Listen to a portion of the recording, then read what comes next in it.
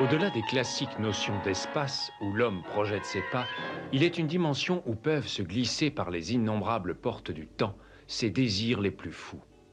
Une zone où l'imagination vagabonde entre la science et la superstition, le réel et le fantastique, la crudité des faits et la matérialisation des fantasmes.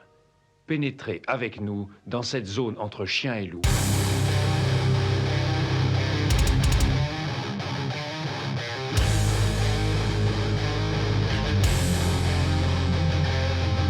N'éteignez pas votre radio. Ne cherchez pas à baisser le volume. Il est déjà trop tard. 7e dimension envahit les ondes et débarque en mode podcast.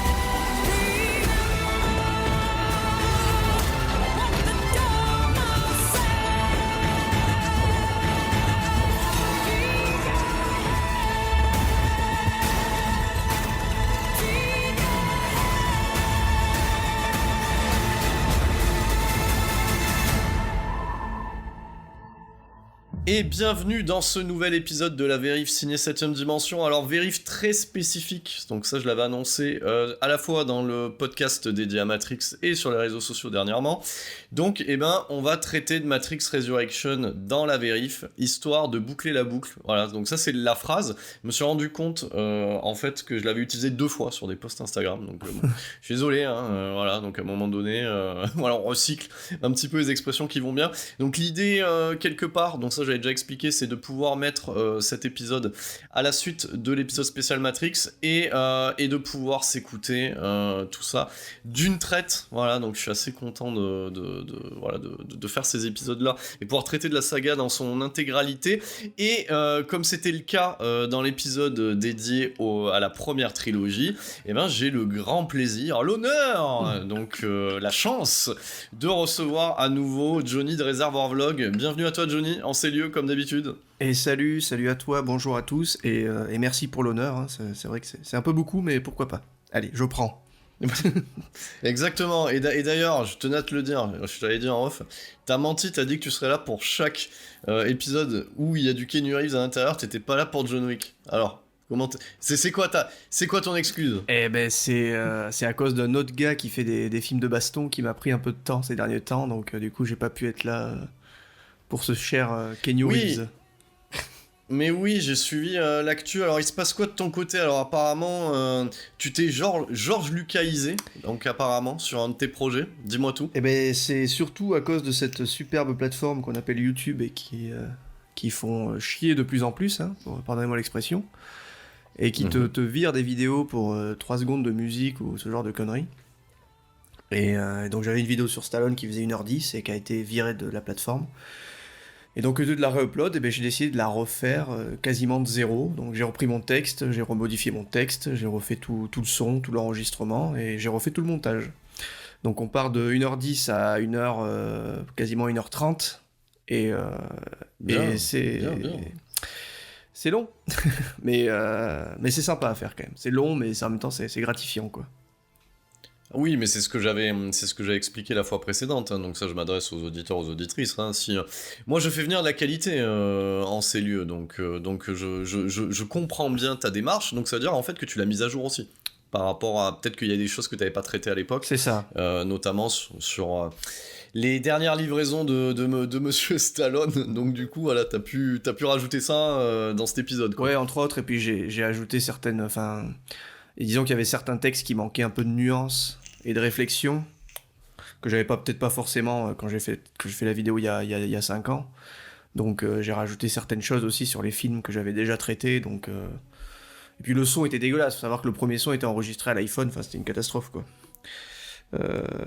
Et oui, et maintenant on va dire qu'au niveau budget et technique t'as évolué, donc oui, donc c'est un mal pour un bien de refaire en fait cet épisode. Donc merci YouTube quelque part. Ouais, au final oui, c'est ça, parce que ça m'a donné une excuse. J'étais à deux doigts de le faire, mais la flemme me retenait.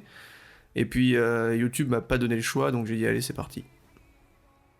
Bon, et puis j'en profite aussi, moi, dans le dernier épisode sur John Wick, j'ai fait un petit peu le point sur le futur de ce podcast, où tu viens maintenant, on va dire, t'as ta place attitrée, hein, ça commence à devenir une habitude, et c'est bien. C'est vrai. Et j'ai annoncé un petit peu que l'idée de replancher sur une version papier, et la constitution d'une équipe, donc Johnny, si tu as envie de gratter quelques articles, tu seras le bienvenu dans ce numéro spécial vampire qui sortira. Et bah quand il sortira, si tu vois ce que tu veux Oui, dire. je vois. Voilà. Bah écoute, moi je serai là avec plaisir. On en reparlera, mais c'est d'ores et déjà avec plaisir. Bon, ben ça c'est parfait. Et pour revenir sur ton épisode sur Stallone, en plus tu risques d'être plus ou moins dans une sorte d'actualité, parce qu'on a un Expendables 4 qui va débarquer dans pas longtemps, je sais pas, j'ai pas surveillé, mais je sais que ça doit être en post-prod maintenant. Je pense que ça a été tourné, mais ça va pas tarder à débarquer ça aussi. Ouais, j'ai vu des images et ça a l'air pas mal. Bah, c'est le dernier de Stallone. Forcément, à un certain âge, faut commencer à à arrêter un peu tout ça, mais malgré tout, les images, voilà, tout le monde a l'air très en forme, et quoi qu'il arrive, je pense que ça va être très sympathique. En tout cas, j'espère que ce sera mieux que le dernier en date, quoi. Oui, c'est sûr. Après, bon, on va pas faire un podcast sur Stallone, hein, mais c'est vrai que maintenant, quand tu remets le Expendables 3 en perspective, bon, oui, c'est du PG-13. Oh, au final, avec tout ce qui est sorti et toutes les merdes qu'on s'est mangées, bon, c'est pas si mal. Non, c'est pas ça si va. mal. Mais disons que tu passes, voilà, mais... tu passes d'une saga un peu indé qui était partie d'un gars qui voulait faire un truc comme ça, à un studio qui se l'a accaparé parce qu'il a vu qu'il y avait du succès, donc forcément t'es parti directement où t'as plus une goutte de sang, t'as plus ce côté-là un petit peu gore qui était cool. Et voilà, c'est le seul truc qui est un peu décevant, mais après effectivement ça reste quand même cool. Mel Gibson est incroyable, Mel Gibson est toujours incroyable partout. Et exactement. Donc voilà. Et d'ailleurs, pourquoi pas du Keanu Reeves un jour dans la saga Expendable. Et exactement, bon, il a déjà fort à faire avec les multiples John Wick annoncés, tournés, annoncés en pré-prod et tout ça. Donc effectivement, bon, on va basculer sur le sujet du jour, hein, donc dans le précédent épisode long du podcast 3h30, hein, je le rappelle, hein, quand même, hein, c'est un gros bébé, hein, c'est un gros bébé, voilà. Donc 3h30, on avait déjà potentiellement teasé ce Matrix Resurrection, donc on avait parlé un petit peu des prémices, donc peut-être qu'on fera légèrement de la redite, mais on va essayer d'accélérer le tempo pour pas redire les mêmes choses qu'on avait dit en fin de podcast, mais on avait déjà plus ou moins parlé, donc on va faire le point avant de rentrer dans le détail. Donc aujourd'hui on traite de ce film-là dans la vérif parce qu'il est sorti en format Blu-ray, donc dans différents formats Blu-ray. Et ça c'était pour fin avril de cette année, et moi j'en suis à 3 visionnements, 2 visionnements salles, 1 visionnement Blu-ray. Et toi Johnny? Alors moi je l'ai vu 2 fois en salle et je l'ai pas revu depuis. D'accord, donc on va être sur une certaine forme de réminiscence de ce qu'a pu te laisser le film comme trace depuis la vision salle. Et puis moi je raccrocherai les wagons avec la version Blu-ray, plus bon déjà mon impression déjà globale, hein, qui n'a pas changé par rapport à mes 2 visions salles. Est-ce que tu as pu jeter un coup d'œil sur les bonus ou pas du tout? J'ai vu quelques trucs tourner sur les réseaux, quelques explications, quelques trucs qui m'ont fait rire, genre une histoire de bar, tout ça qui était assez rigolo. Mais mais tu rajouteras ces infos-là parce que je les connais pas. Voilà, en fait. Tu verras qu'il y a des choses qui sont. Mais après, les bonus en eux-mêmes sur les Blu-ray, non, du coup, j'ai pas. Je me suis pas penché dessus. Bon. Eh ben très bien, eh ben sache que moi c'est la première chose que j'ai regardé quand j'ai réceptionné la galette. Bah ouais, Voilà. J'ai récupéré la galette dans la boîte aux lettres, j'ai rangé les bonus parce que je voulais avoir des réponses à mes questions. Voilà, donc j'ai eu les réponses à mes questions, donc c'est très bien et ça permettra d'irriguer. Voilà, je prends des termes un peu sympatoches aujourd'hui. Voilà, d'irriguer un peu ce podcast avec de la vraie info, tu vois, directement à la source. Donc Matrix Resurrection, le film de la dissension, le film de la rupture, le film du désamour, le film, j'ai presque envie de dire, de la honte. Quelque part, parce que c'est un film qui a été très mal reçu. Je me demande s'il a pas été plus mal reçu que Reloaded et Revolution en leur temps. Je sais pas ce que t'en penses par rapport à ce qu'on a, parce que là maintenant on a un recul, c'est sorti en décembre, donc on a plus 5 mois par rapport à la sortie, mais putain j'ai l'impression que tout le monde lui est tombé à bras raccourcis dessus, quoi. Bah, disons qu'il y a plein de choses qui l'ont pas aidé non plus, quoi. C'est-à-dire qu'il est sorti une semaine avant le Spider-Man.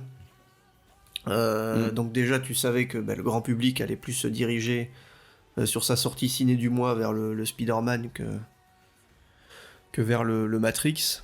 Et puis en plus, il y a eu cette sortie HBO Max, je crois, aux États-Unis en même temps, ou une semaine après la sortie ciné. Donc tu rajoutes tout ça, plus le fait que le film prend un peu le contre-pied des prédécesseurs, forcément les gens ont été un peu décontenancés et on peut un peu cracher sur le film, quoi. Mais c'est clair, c'est pour ça que c'est très bien que tu avances déjà, on a l'impression qu'on a bossé un petit peu le sujet. Donc c'est plus ou moins une structure. Donc on reviendra sur le cas HBO Max et voilà, on fait un peu d'actualité, le procès qui est en cours entre le coproducteur Village Roadshow et Warner Bros au sujet de ce côté de sacrifier la sortie du film en le proposant à la fois sur HBO Max et à la fois en salle. Donc ça on y reviendra en conclusion. Donc alors les prémices on les avait déjà traitées dans le précédent épisode, ça vous obligera auditeurs auditrices à l'écouter. Voilà, donc ça c'est un fait établi, voilà, ça va avec. Donc moi je vais introduire un petit peu l'équipe technique et je t'inviterai Johnny à rajouter des infos si t'en as ou pas. Ouais. Donc c'est un film de Lana Wachowski, donc sans Lily Wachowski. Voilà, donc sans sa sœur. Donc je remets un petit peu les pendules à l'heure. Les frères Wachowski sont devenus les sœurs Wachowski. Et ce Matrix Resurrection est l'œuvre de l'une des deux auteurs créatrices de la trilogie d'origine. Lily n'ayant pas voulu en fait participer à ce projet-là. Donc bien entendu, les oiseaux de mauvais augure on dit que elle avait bien fait, ou que si elle n'avait pas participé, c'est parce qu'elle sentait que c'était pas une bonne idée. Enfin bref, donc voilà, le point de départ, c'est que ce qu'il faut comprendre, c'est que ça fait depuis 2003 que la Warner court après les sœurs Wachowski pour pouvoir étendre la franchise. Donc traduction, faire du blé, exploiter en fait la licence Matrix, et ça fait une vingtaine d'années qu'elle répond par la négative. Donc si ce Matrix Resurrection a pu être produit et sortir en salle, donc bien entendu qu'il y a une volonté de la Warner, mais c'est surtout une volonté de Lana Wachowski d'utiliser en fait ce projet comme un projet cathartique pour pouvoir en fait surmonter le deuil de ses parents. Voilà la vraie raison en fait de pourquoi Lana est sur ce projet-là et pourquoi Lily n'y est pas.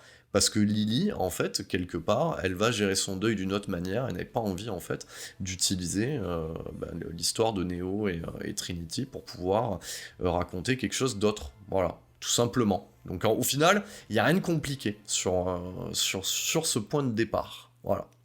Donc ça, je pense que tu avais pu le lire, toi aussi, de ton côté, ou l'entendre, Johnny, si je dis pas de bêtises. Hein. On a eu les mêmes infos. Oui, j'ai entendu ça, oui, que c'était effectivement...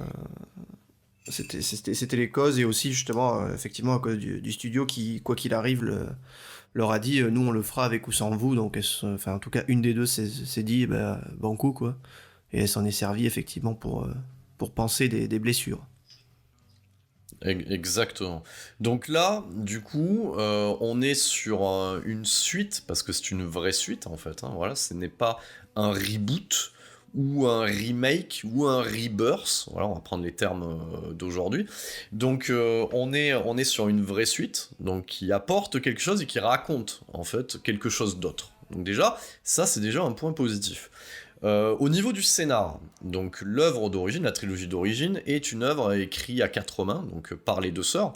Là, du coup, on est à 6 mains, donc on a Lana d'un côté, on a Alexander Aymon, voilà, donc je relis mes notes au passage, hein, donc qui est un romancier SF, et David Mitchell, donc qui n'est pas un inconnu dans l'œuvre des Wachowski, parce que c'est le romancier à l'origine de la cartographie des nuages, qui a été adapté par Tom Tykwer et les sœurs Wachowski, et cette adaptation s'appelle Cloud Atlas. Donc voilà, au niveau des scénaristes, David Mitchell, on le retrouvera aussi en sous-main, parce que c'est pas forcément dit, sur certains épisodes de Sense8 également. Voilà. Comme Tom Tykwer, qu'on va retrouver sur ce nouveau Matrix à la musique. Et Tom Tykwer, on l'avait... Alors attends, Tykwer ? Ouais, c'est Tykwer. Je sais pas pourquoi j'ai dit Tykwer. Avec l'accent. Voilà. Tykwer.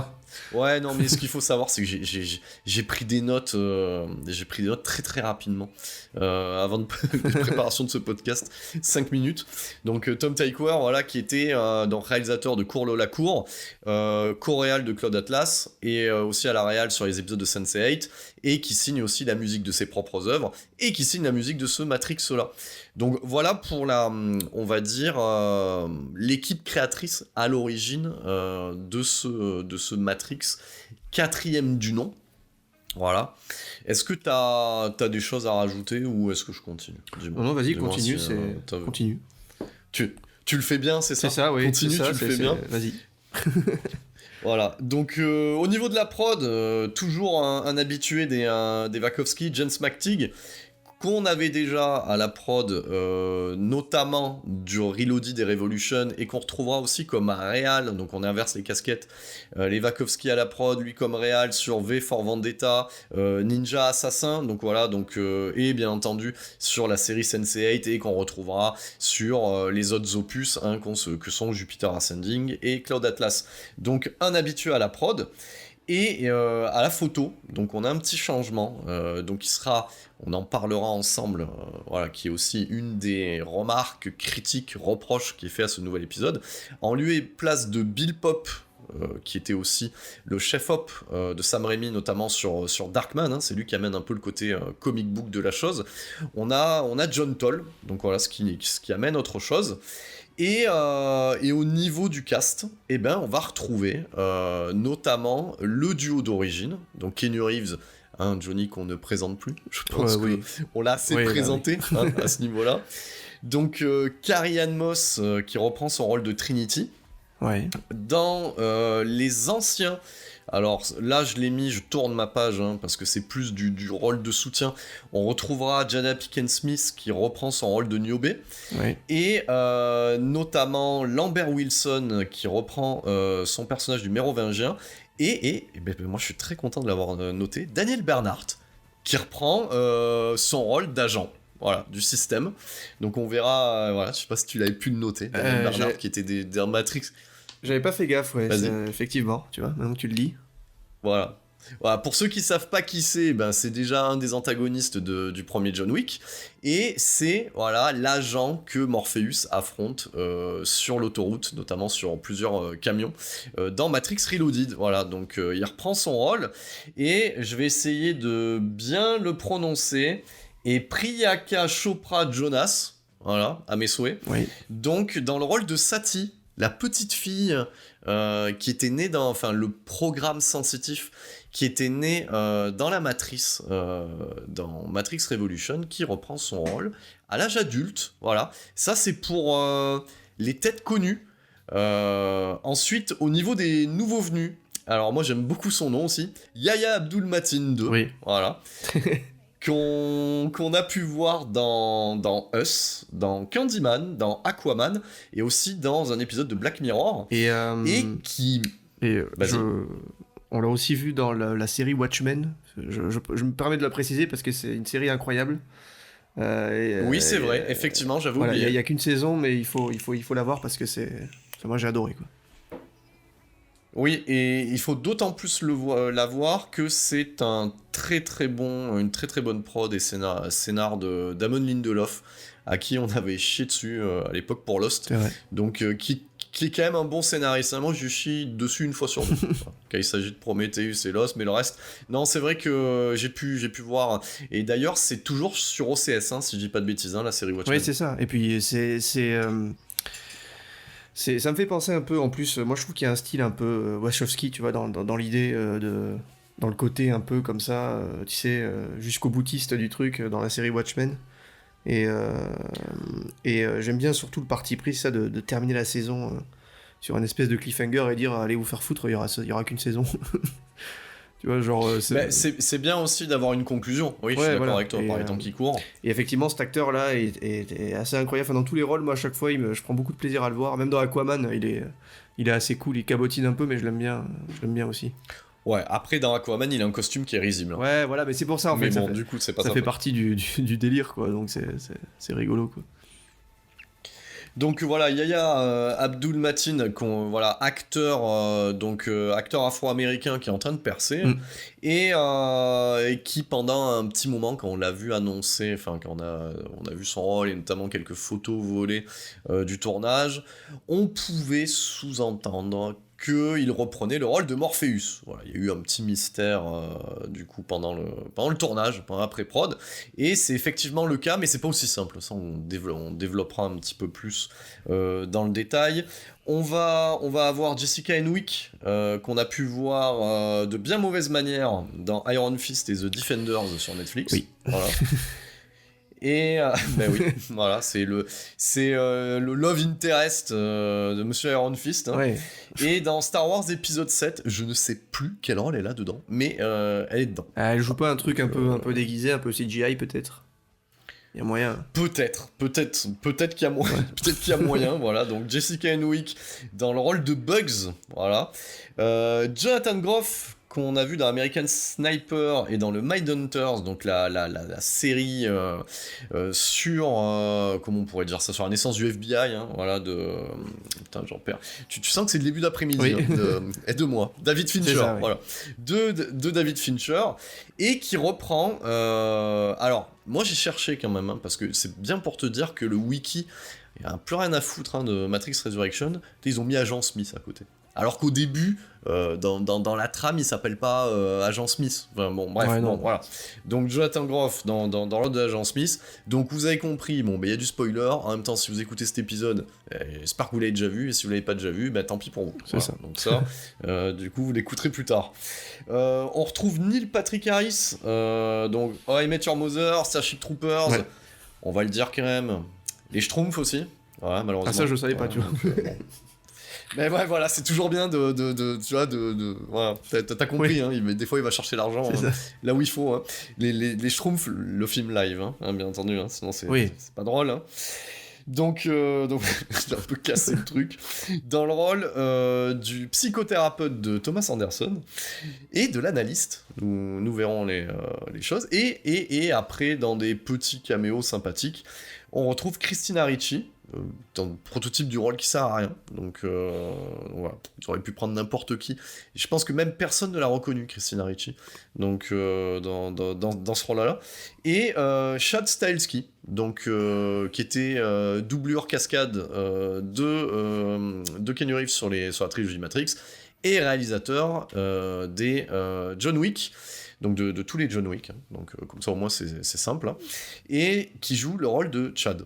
Voilà. Chad dans le rôle de Chad, donc le petit ami de Trinity alias Tiffany, si j'ai perdu personne. Voilà pour le casting. Parfait. On suis bien sorti quand ouais, même. Très bien. Alors là, même plus besoin de lire le dos du Blu-ray, tu vois. Voilà, t'as vu, c'est parfait.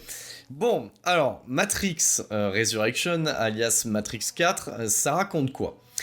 Eh ben, ça raconte quelque chose qui a été compliqué à appréhender par le public. Et je sens que ma voix est en train de partir. Hein. Donc ça, je vous le dis, hein, chers auditeurs, chères auditrices, vous m'entendrez vriller au niveau de la voix. C'est la période, comment on appelle ça ? Du rhume des foins, des allergies. C'est ça.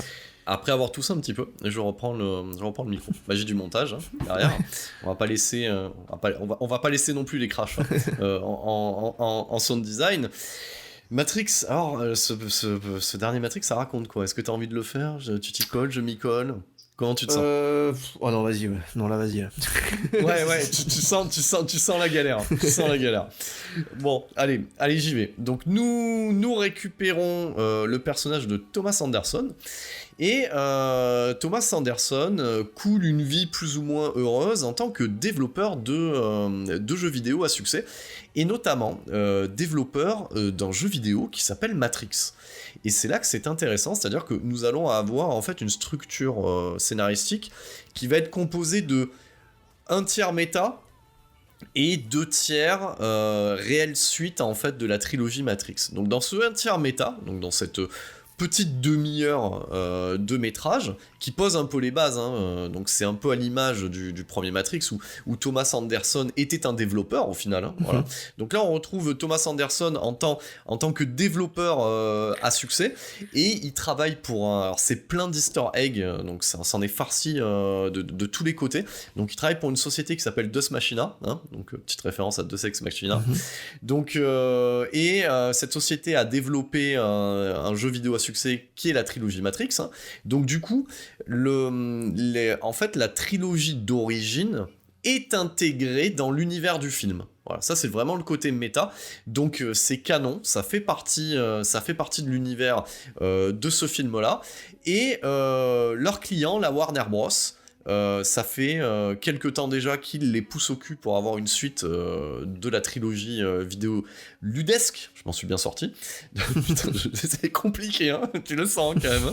Donc ce que les auditeurs et les auditrices ne savent pas, c'est qu'on a enregistré après la pause repas. Donc tu sens que t'es en période pré-digestion. C'est pour ça que Johnny m'a dit allez, vas-y, résume. Oui, démerde-toi. Démerde-toi. C'est ton podcast. Si t'en as envie de parler de Matrix Resurrection, démerde-toi. Donc voilà, la Warner Bros. Alors c'est ça qui est complètement fou. Enfin moi je sais pas pour toi Johnny, mais quand j'ai vu ça en salle, moi je l'ai découvert parce que c'est pas forcément dit dans le synopsis ou dans la bande-annonce. Je me suis dit putain, je veux dire elle a avec Coronès Lana Wachowski de balancer ça directement dans son scénar quoi.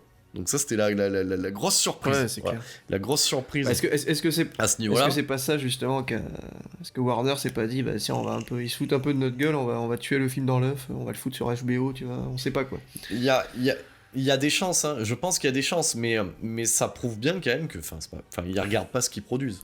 Enfin, c'est pas possible. Enfin, tu vois ce que je veux dire, parce que ça y est, dès les premières minutes, tu passes les 10 premières minutes, c'est ça quoi. Donc du coup, on a Thomas Anderson, voilà, on lui met la pression pour faire un Matrix 4.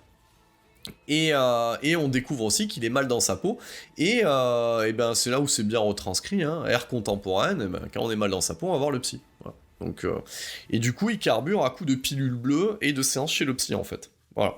Et on comprend aussi qu'il a mis beaucoup de lui-même, en fait, dans cette trilogie vidéoludesque, et des fois, la frontière entre réalité et on va dire fiction se mélange pour lui, donc c'est pour ça qu'il est traité par rapport à ce trouble-là.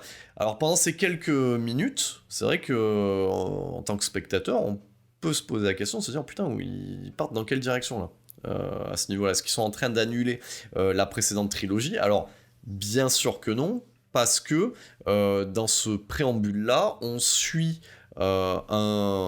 on va dire un nouvel équipage issu de la résistance des humains qui rentre dans ce qu'on appelle vous avez compris que c'est très compliqué quand même ce que je raconte, qui rentre dans ce qu'on appelle un modal. Alors un modal c'est quoi? Donc ça va être un programme dans le programme, c'est un programme fermé qui permet de faire des tests, donc ils rentrent dans un modal et ils sont en train de revoir ce que le spectateur avait vu à l'époque, c'est-à-dire les premières minutes du film Matrix. Donc on a une mise en abîme. Et ce modal-là, en fait, c'est le programme qu'utilise Thomas Anderson dans le film pour faire des tests pour la suite de Matrix. Voilà à peu près le point de départ. Voilà le point de départ de ce film-là. Est-ce que tu as des choses à rajouter? Parce que pour l'instant, on va évoluer dans le scénario, parce que déjà, on a ce point de départ-là à traiter, quoi. Bah, disons que... Après, enfin, pour résumer, moi j'ai bien aimé le film, déjà, comme ça c'est dit, tu vois. Quand même le dire, c'est important. Oui, non, mais c'est important de le J'ai préciser. bien aimé le film, mais j'ai pas trouvé ça non plus extraordinaire, tu vois. Sûr que j'ai bien aimé, mais disons que, tu vois, les 40 premières minutes, par exemple, bah, j'aurais aimé que ça continue comme ça.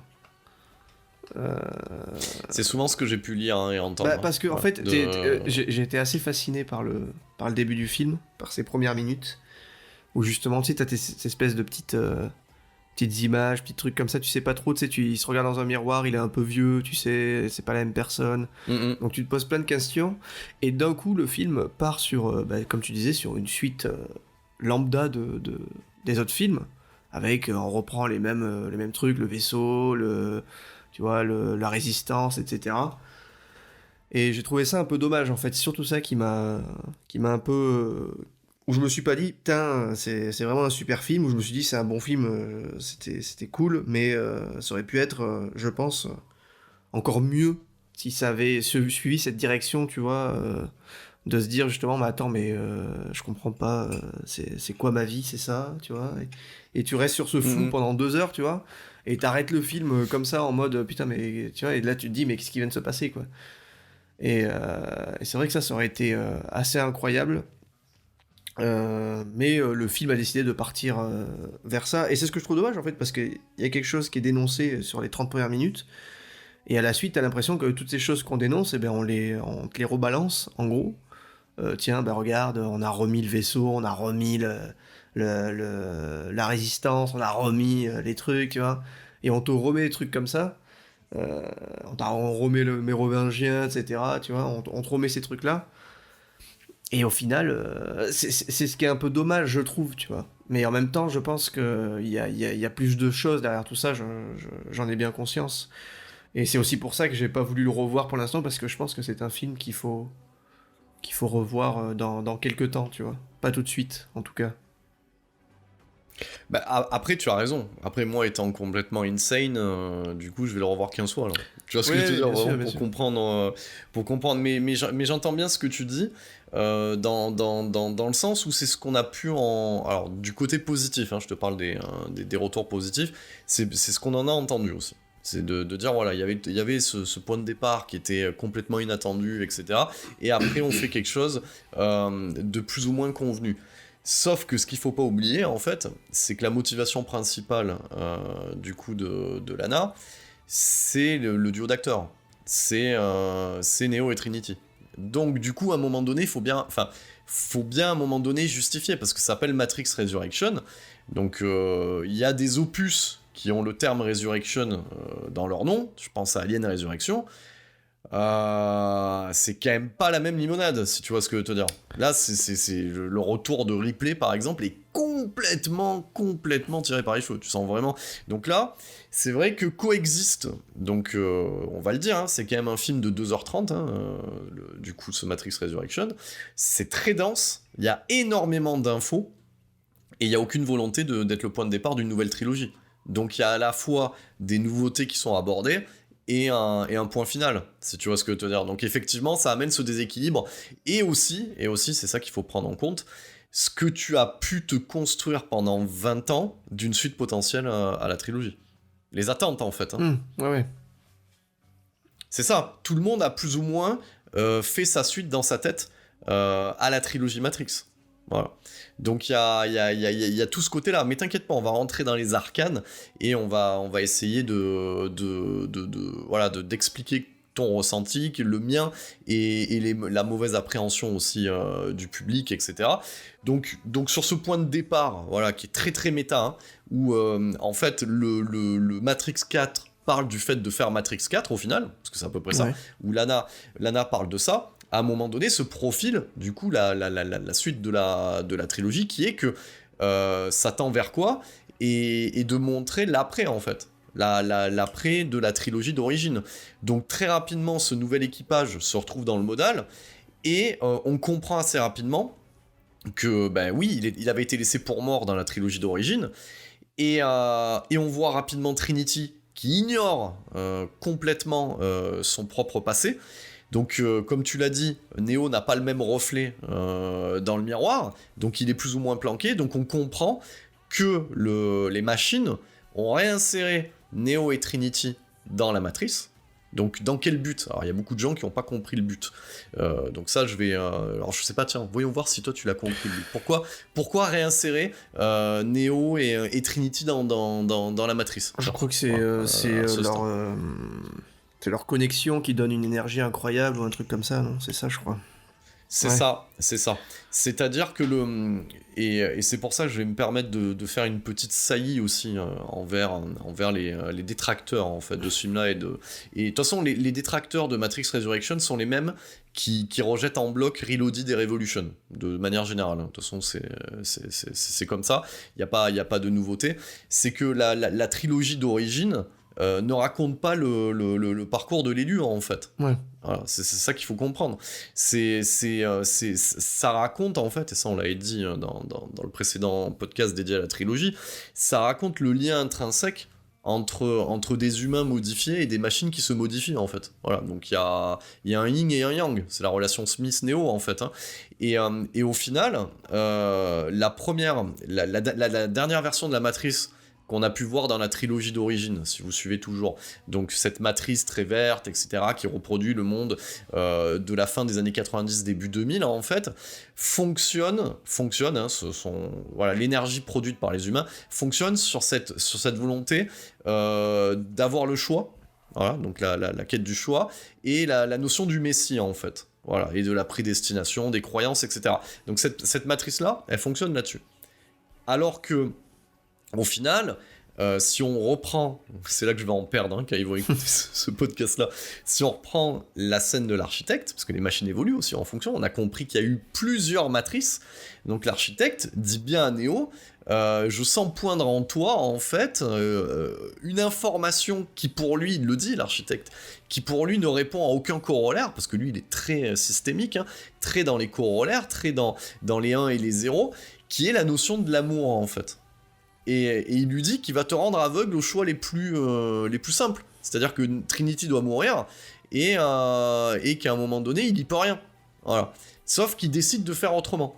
Et de faire autrement amène une nouvelle paix, en fait. Rééquilibrant, en fait. Donc, du coup, les machines se disent, bon, ben, en fait, le nerf de la guerre, ce qui fait avancer en fait les humains, qui vont nous permettre en fait de les faire rêver, de les faire cauchemarder, et donc du coup de créer de l'énergie pour alimenter Machine City, hein, voilà, 01, et ben en fait ça va être la quête de l'amour, et de sa non-obtention en fait. Donc c'est pour ça que Neo et Trinity, bon ben Neo de toute manière, ils sont plus ou moins obligés de faire avec, parce qu'il est là, en fait il est là, comment ils appellent ça, ils disent un terme systémique, l'anomalie systémique, ouais. Voilà. Il est l'anomalie systémique qui revient, donc il faut faire avec, sauf que maintenant, ils se disent, bah faut faire avec aussi la version féminine de l'anomalie systémique, parce qu'il ne devient l'élu que par l'amour de Trinity, en fait.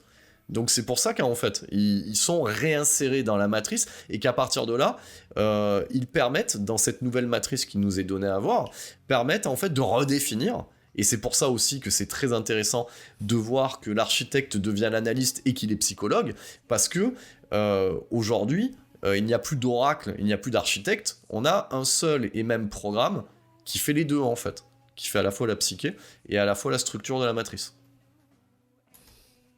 T'as encore envie ? Je suis là, oui, et je ne sais pas quoi répondre à ça. c'est ça qui est très bien, le mec est parti loin. Donc voilà, donc le point de départ, donc on a ce côté méta, donc Neo, ben, on découvre en fait qu'il s'est passé 80 ans entre sa mort et aujourd'hui, ouais. Donc et que ben, sa quête à lui principale, c'est de récupérer Trinity.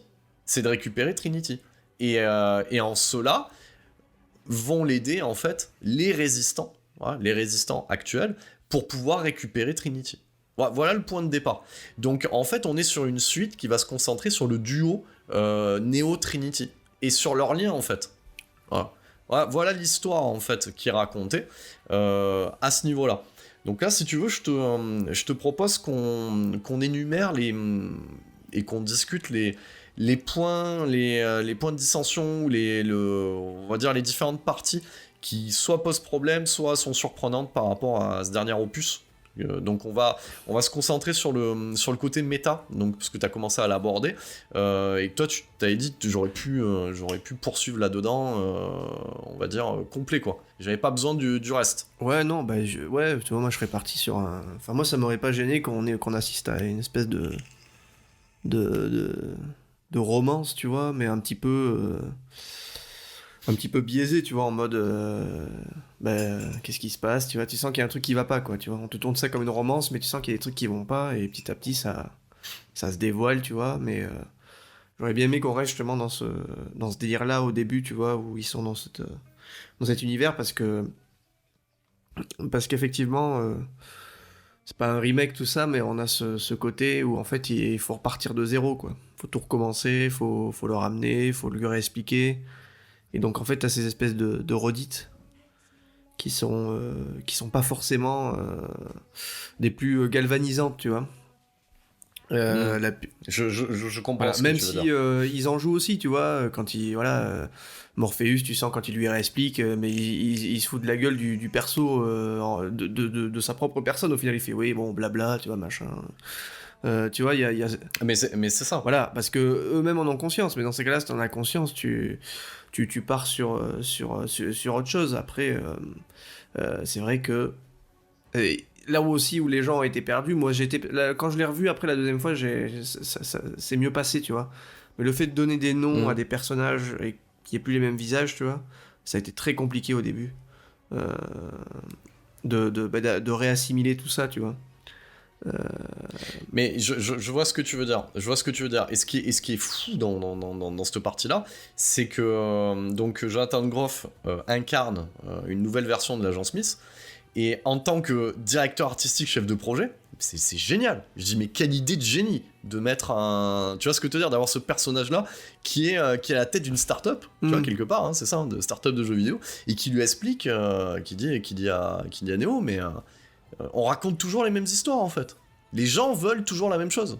Et ça, c'est dit intrinsèquement dans le film, dans les dialogues. Et c'est ça qui est fou.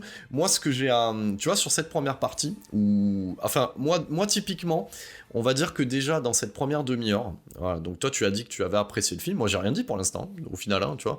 Donc, moi, je le trouve génial. Je le trouve génial, et je trouve que c'est un très très bon opus 4, et qui amène une relecture de la trilogie d'origine. Je trouve que c'est une suite intelligente et magnifique. Je n'ai que des propos dithyrambiques sur cette suite-là. Donc, pour preuve, hein, enfin voilà, tout le monde s'en fout, mais je vais la raconter.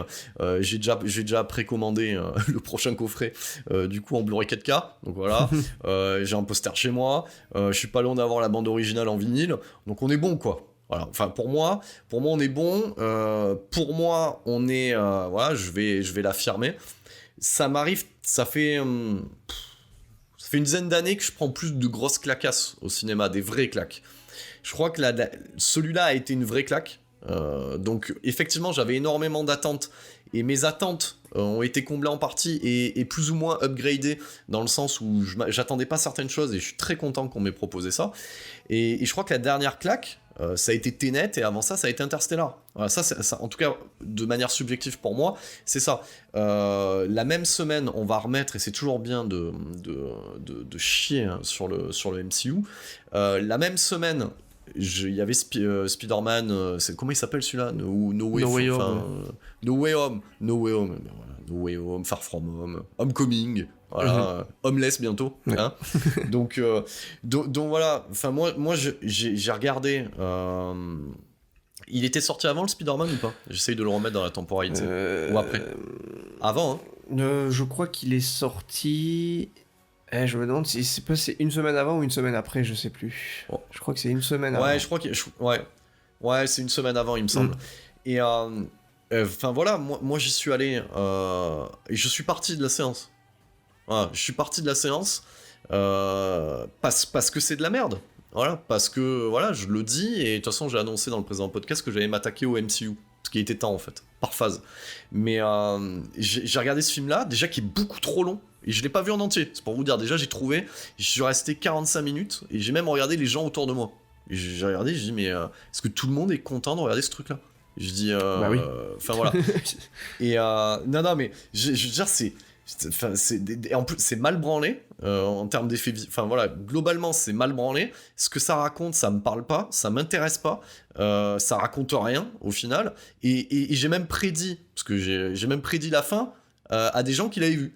Enfin, sans l'avoir vu. J'aurais dit oui, laissez-moi deviner, film de la cancel culture, à la fin tout est annulé, c'est ça? Oui, mais comment tu sais? Bah parce que c'est un film qui sert à rien, voilà. C'est un film de 3 heures, 3 heures, putain, qui sert à rien, et ce qui est fou, c'est que moi j'ai tenu 45 minutes sur ce Spider-Man-là, et une semaine après tu regardes ce Matrix-là, et en 30 minutes il te démonte tout ce qui est la production cinématographique d'aujourd'hui. C'est fabuleux. T'as l'impression que Lana elle était sur le tournage des derniers films du MCU. Moi ça m'a frappé. Moi ça m'a frappé aussi, mais pas par rapport à ce film. C'est-à-dire que moi, le première fois que j'ai vu Matrix le 4 au cinéma, j'ai fait 2 séances, et avant ça, je suis allé voir le SOS Fantôme, le nouveau SOS Fantôme. Oh putain, j'en ai même pas parlé de celui-là, mon dieu, celui-là aussi. Bon après, enfin, oui, c'est vrai que c'était pas ouf, mais disons que par rapport à Spider-Man, j'ai quand même pris un peu plus de plaisir, tu vois, disons. Oui, on va dire voilà. Que il y a la famille Redman derrière, et tu sens qu'il y a une volonté de faire après plaisir. Voir les vieux arriver à la fin, et enfin bon bref. Effectivement, après si, il faut le dire parce que ça fait partie du truc, mais disons que il y avait ce côté où je me dis, en fait j'avais l'impression de voir la thèse et l'antithèse du cinéma, tu vois, au final, d'aujourd'hui, en enchaînant les 2 films. Parce qu'effectivement tu regardes SOS Fantôme et puis tu regardes Matrix juste après, et tu te rends compte que Matrix est en train de défoncer tout ce qu'a fait le film juste avant, quoi, tu vois. Enfin, celui que t'as vu juste avant, quoi. Et pour Spider-Man c'est pareil. Mais c'est ça. Et il y a même pas besoin d'aller y a même pas besoin d'aller sur le tournage de Spider-Man ou de savoir quoi y raconter, puisque c'est des choses qui sont racontées déjà depuis 5-6 ans au cinéma, c'est toujours les mêmes trucs. Tu récupères les vieux acteurs, les machins. Là, il y a encore cet été, il y a Jurassic World avec les anciens comédiens, etc., qui reviennent. Oh mon dieu, oui, j'ai vu cette bande-annonce. On est sur ce principe-là, on est sur ce truc-là parce que c'est... Après, c'est une phase comme tout. Il y a eu plusieurs phases au ciné, il y a eu la phase western, il y a eu la phase Nouvelle Hollywood, il y a eu les blockbusters des années 80. C'est une phase qui passera forcément, mais pour l'instant, c'est une phase qui est là. Et effectivement, il y a certains films comme Matrix qui font partie de cette industrie-là, puisque c'est produit par la Warner, mais qui arrivent quand même à dire attendez, vous êtes rendu compte que vous êtes en train de bouffer de la merde, quoi, en gros. Et c'est ce que dit typiquement le mérovingien. Il le dit mot pour mot, même si bon, ça j'ai trouvé ça un peu too much, mais enfin voilà, en tout cas c'est ce qui est dit, quoi. Et l'idée c'est qu'effectivement quand tu vois ce film aujourd'hui, c'était même quasiment sûr qu'il allait se planter, puisque il est en train de dire tout ce que vous aimez depuis 5 ans c'est de la merde. Donc forcément tu vas voir les gens, tu les insultes un peu frontalement comme ça en leur disant vous êtes des cons, vous allez voir de la merde, et forcément les gens ils vont dire non mais casse-toi, tu vois. Et mais c'est ça. Les gens, pour te donner un exemple, je sais pas si tu l'as ressenti toi là, au premier visionnement en salle de ce Matrix là, il y a des gens, ils avaient entendu qu'il y avait une scène post-générique, et ils ont attendu jusqu'à la fin, et j'ai rigolé, quoi. Parce que les gens, ce public-là dont on parle, qui est un public très binaire et très basique, qui avait retenu de Matrix, voilà, et qui au final n'ont jamais regardé Reloaded et Revolution. C'est ça dont tu te rends compte aussi. Donc leur cerveau, il a cramé en regardant Matrix Resurrection, et par habitude, et c'est ça qui est fou, par habitude, ils sont restés jusqu'à la fin du générique, parce que il y aura une suite, et là t'as la pire scène post-générique de l'histoire des scènes post-génériques, qui est une sorte de doigt d'honneur aux gens qui restent pour regarder des scènes post-génériques. C'est juste magnifique. Ouais. C'est juste magnifique. Donc effectivement, toute cette première partie, moi, elle me régale. Alors voilà, on va pas faire du trans podcast. Mais tu sais que je fais d'autres émissions, notamment Chronique d'un Quadra, sur plus de la sociologie, homme-femme, etc. Moi, je me suis régalé de voir Lana Wachowski me montrer dans l'enceinte de la structure de ce Machina toutes les minorités qui cassent les couilles aujourd'hui. Donc c'est-à-dire que il y a une double, voire une triple lecture. Je te donne l'exemple. Hein. Alors là, je parle des créas que tu vois en fait dans la structure qui parlent de leur vision du prochain Matrix. Tu vois. Donc t'as tout. Il y a dedans, j'ai l'impression de voir de la sociologie porn d'un coup en 10 minutes, on te balance tout ce qui est misérable aujourd'hui dans notre société actuelle, c'est-à-dire que on est pollué par des groupuscules, et ce qui est beau là-dedans, c'est que c'est fait par Lana Wachowski, qui est une éminente représentante du coup de LGBT, transgenre, tout ce qu'on veut, voilà, qui représente ce truc-là. Elle crache sur ces groupuscules-là, et j'ai trouvé ça magnifique. Dans le sens où et tout le monde en prend plein la gueule. Alors je vais énumérer, on va voir si t'es d'accord avec moi. Donc sans citer de nom, parce que j'ai pas envie de me les mettre à dos non plus, parce qu'on sait jamais, peut-être qu'ils m'inviteront dans un podcast ou quoi.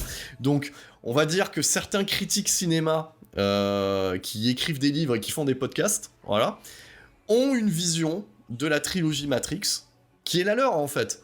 Et donc un bouquin a été sorti, on en avait déjà parlé, où ils partent dans une direction où il n'y a que eux qui y sont, en fait. Voilà.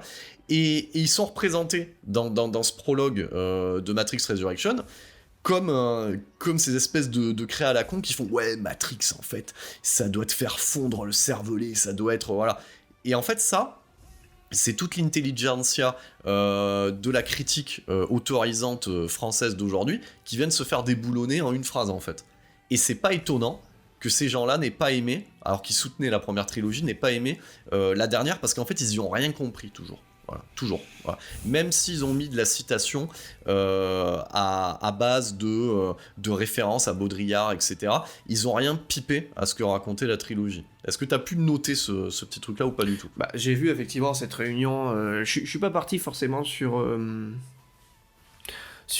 qui est qui et qu'est-ce qui est dénoncé à ce moment-là. J'ai plus vécu ça en mode un constat de comment est vécu, comment est vu ce que j'ai fait, quoi, en gros. Et effectivement, là, elle représente tout le monde, ceux qui disent ah non, Matrix c'est de la baston, ah non, mais Matrix c'est un truc, il faut que ça t'explose le cerveau. Ah non, c'est ça. Tu vois. Et effectivement, t'as tout le monde. C'est ça. Et c'est là, effectivement, pour revenir à ce que je disais, c'est là où je me suis dit putain, mais effectivement, si jamais c'est ce que je pense, elle va partir sur un truc qui est tout à fait l'inverse de ça, même si au final le film est quand même reparti sur ce truc-là, mais à ce moment-là, tu te dis, ok, donc elle est en train de faire le point de ce qui a été fait, et elle est en train de nous dire, allez vous faire foutre, je ferai pas ça, tu vois. Mais en même temps, et c'est pour ça que j'arrive pas à comprendre ce truc-là, c'est ce qui est arrivé à un moment donné, et c'est ce qui me dérange dans le film, tu vois. C'est ce qui me dérange, en fait, il y a toute cette première partie qui est top, et il y a toute la seconde partie qui contredit un petit peu cette partie-là, même si je comprends effectivement où elle veut amener le film par rapport au personnage, etc. Mais je vais essayer de te convaincre que voilà. En fait c'est pas antinomique. Je vais essayer de te convaincre que c'est pas antinomique. Donc pour rester sur cette partie-là qui est la nouveauté en fait, hein, pour appuyer le truc, ce qu'il faut savoir, donc dans la trilogie d'origine, ça a été cité. C'est une source d'inspiration. Keanu Reeves l'a lu pendant le tournage. C'est le simulacre et simulation de Baudrillard, voilà, de l'auteur, de philosophe et sociologue français. Voilà. Donc, et Baudrillard, bon, il est mort après, je crois, début. Dans les années 2000. Alors je maîtrise pas la date, mais ça doit être dans les 2005-2006. Bon, il a eu le temps de voir Matrix, par exemple, et il était cité, et il a dit lui-même, et tu vas voir, je vais faire écho à ça, il a dit, en fait, la trilogie Matrix, ou du moins le premier Matrix, je sais plus s'il parle de la trilogie du Matrix, il dit, en fait, c'est le film sur la Matrice que la Matrice aurait fait, en fait. Ouais. Voilà, donc il avait un peu critiqué ce truc-là. Mais ce qui est génial, en fait, c'est que c'est ce qui est dit dès le départ dans le 4e Matrix. C'est-à-dire que la trilogie d'origine, telle qu'elle est intégrée par la matrice dans son côté esthétisant, galvanisant. Donc effectivement, là, par A plus B, on est directement dans le propos de Baudrillard. Et ça, personne l'a capté. Et beaucoup d'auteurs et beaucoup de critiques français sont partis dans le côté esthète, exégèse, etc. Non, et Lana, et c'est pour ça, et je vais t'étayer le truc, parce que c'est pour ça que les bonus sont très intéressants sur ce Blu-ray-là. Et c'est pour ça que j'ai pris l'édition simple, parce que au final, le reste, c'est que du packaging, c'est les mêmes bonus en fait. Il n'y a pas de surplus de bonus, je te le dis, par rapport aux autres éditions qui sont sorties. Globalement, dans les bonus, tu as une discussion de Lana avec James McTeague, et ils se marrent, parce qu'ils disent, voilà, nous quand on a fait Matrix, voilà, Lana le dit, elle dit, avec ma sœur, on n'était pas bien dans notre corps, donc on avait besoin de tout contrôler en fait, visuellement. On avait besoin de storyboarder à bloc et de tout contrôler et de travailler en lumière artificielle parce que ça nous rassurait en fait. Voilà. Et elle développe son propos en disant aussi également que le fait de tout maîtriser, de montrer ce côté esthétisant, etc., permettait aussi de diluer le propos. Et le propos en sous-main, c'est ce qu'on a dit. C'est l'évolution transgenre, c'est l'interconnexion entre programmation et humanité, etc. Donc ça permettait ça.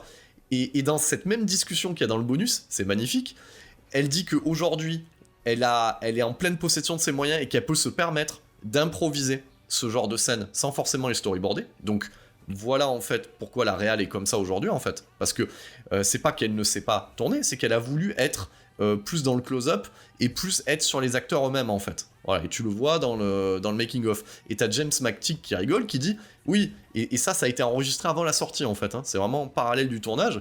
Et il rigole, il dit on va voir que ça va être mal reçu et que les gens vont dire ah bah non, Matrix ça doit être filmé comme ça et pas comme ça. Et les deux ils rigolent. Ils savent déjà en fait, à un moment donné, que c'est mort, que les gens n'ont rien compris.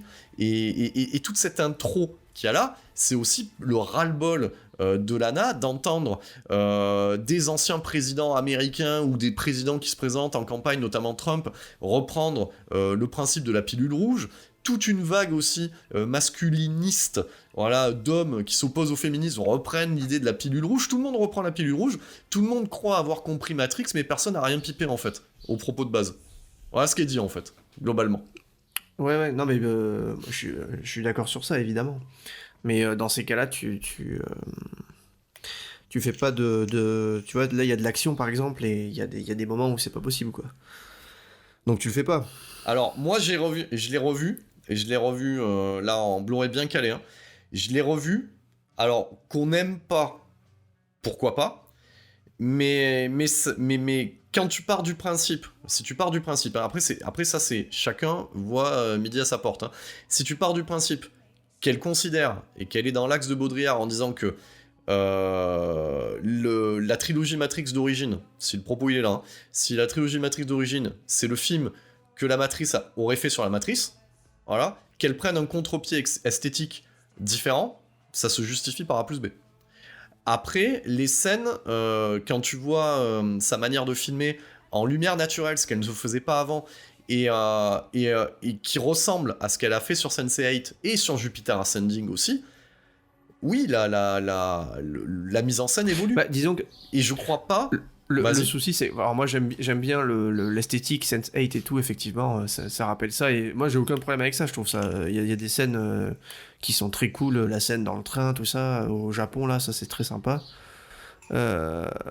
Mais il y a certaines scènes, en fait, où le problème, c'est pas vraiment l'esthétique, c'est plus le découpage, où justement, bah oui, effectivement, on a été habitué à quelque chose d'hyper lisible dans leur mise en scène, d'hyper fluide. Oui. Et là, on est sur quelque chose de surréaliste. Voilà. Et ben, disons que là, on est sur quelque chose de pas forcément plus réaliste, mais de un peu trop cuté, quoi. Et effectivement, si tu me dis qu'il y a de l'improvisation, c'est peut-être aussi justifié par ça. Mais tu peux peut-être improviser des scènes, des dialogues, des trucs comme ça, mais tu peux pas improviser des chorégraphies. Et effectivement, tu sens que c'est pas le même chorégraphe. Je sais plus quel était le nom du chorégraphe sur les premiers. Et ben je t'attends là, on va venir sur le terrain parce que j'ai creusé le truc parce que vraiment j'ai envie de te dire ces bonus sont aussi utiles que les scènes coupées de Prometheus pour comprendre la vision initiale, si tu vois ce que je veux te dire. Ouais. Donc en fait oui j'ai creusé tous ces points en fait de dissension. Et non, en fait, il y a... Alors, déjà, pour les gens, on va y répondre. Il n'y a pas Yun Woo-ping. Il a 77 ans, les amis. le mec, il lève plus la jambe. Hein.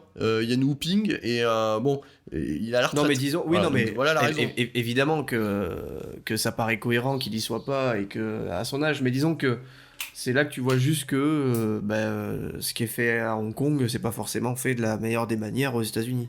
Donc je sais pas qui est le chorégraphe, mais alors, c'est Tiger Wu-Chen, donc du coup, parce que voilà, il faut aller creuser ce truc-là. Donc ce sont en fait tous les disciples de Yan Wuping que tu vois en fait à des modules en fait, hein, sur les entraînements.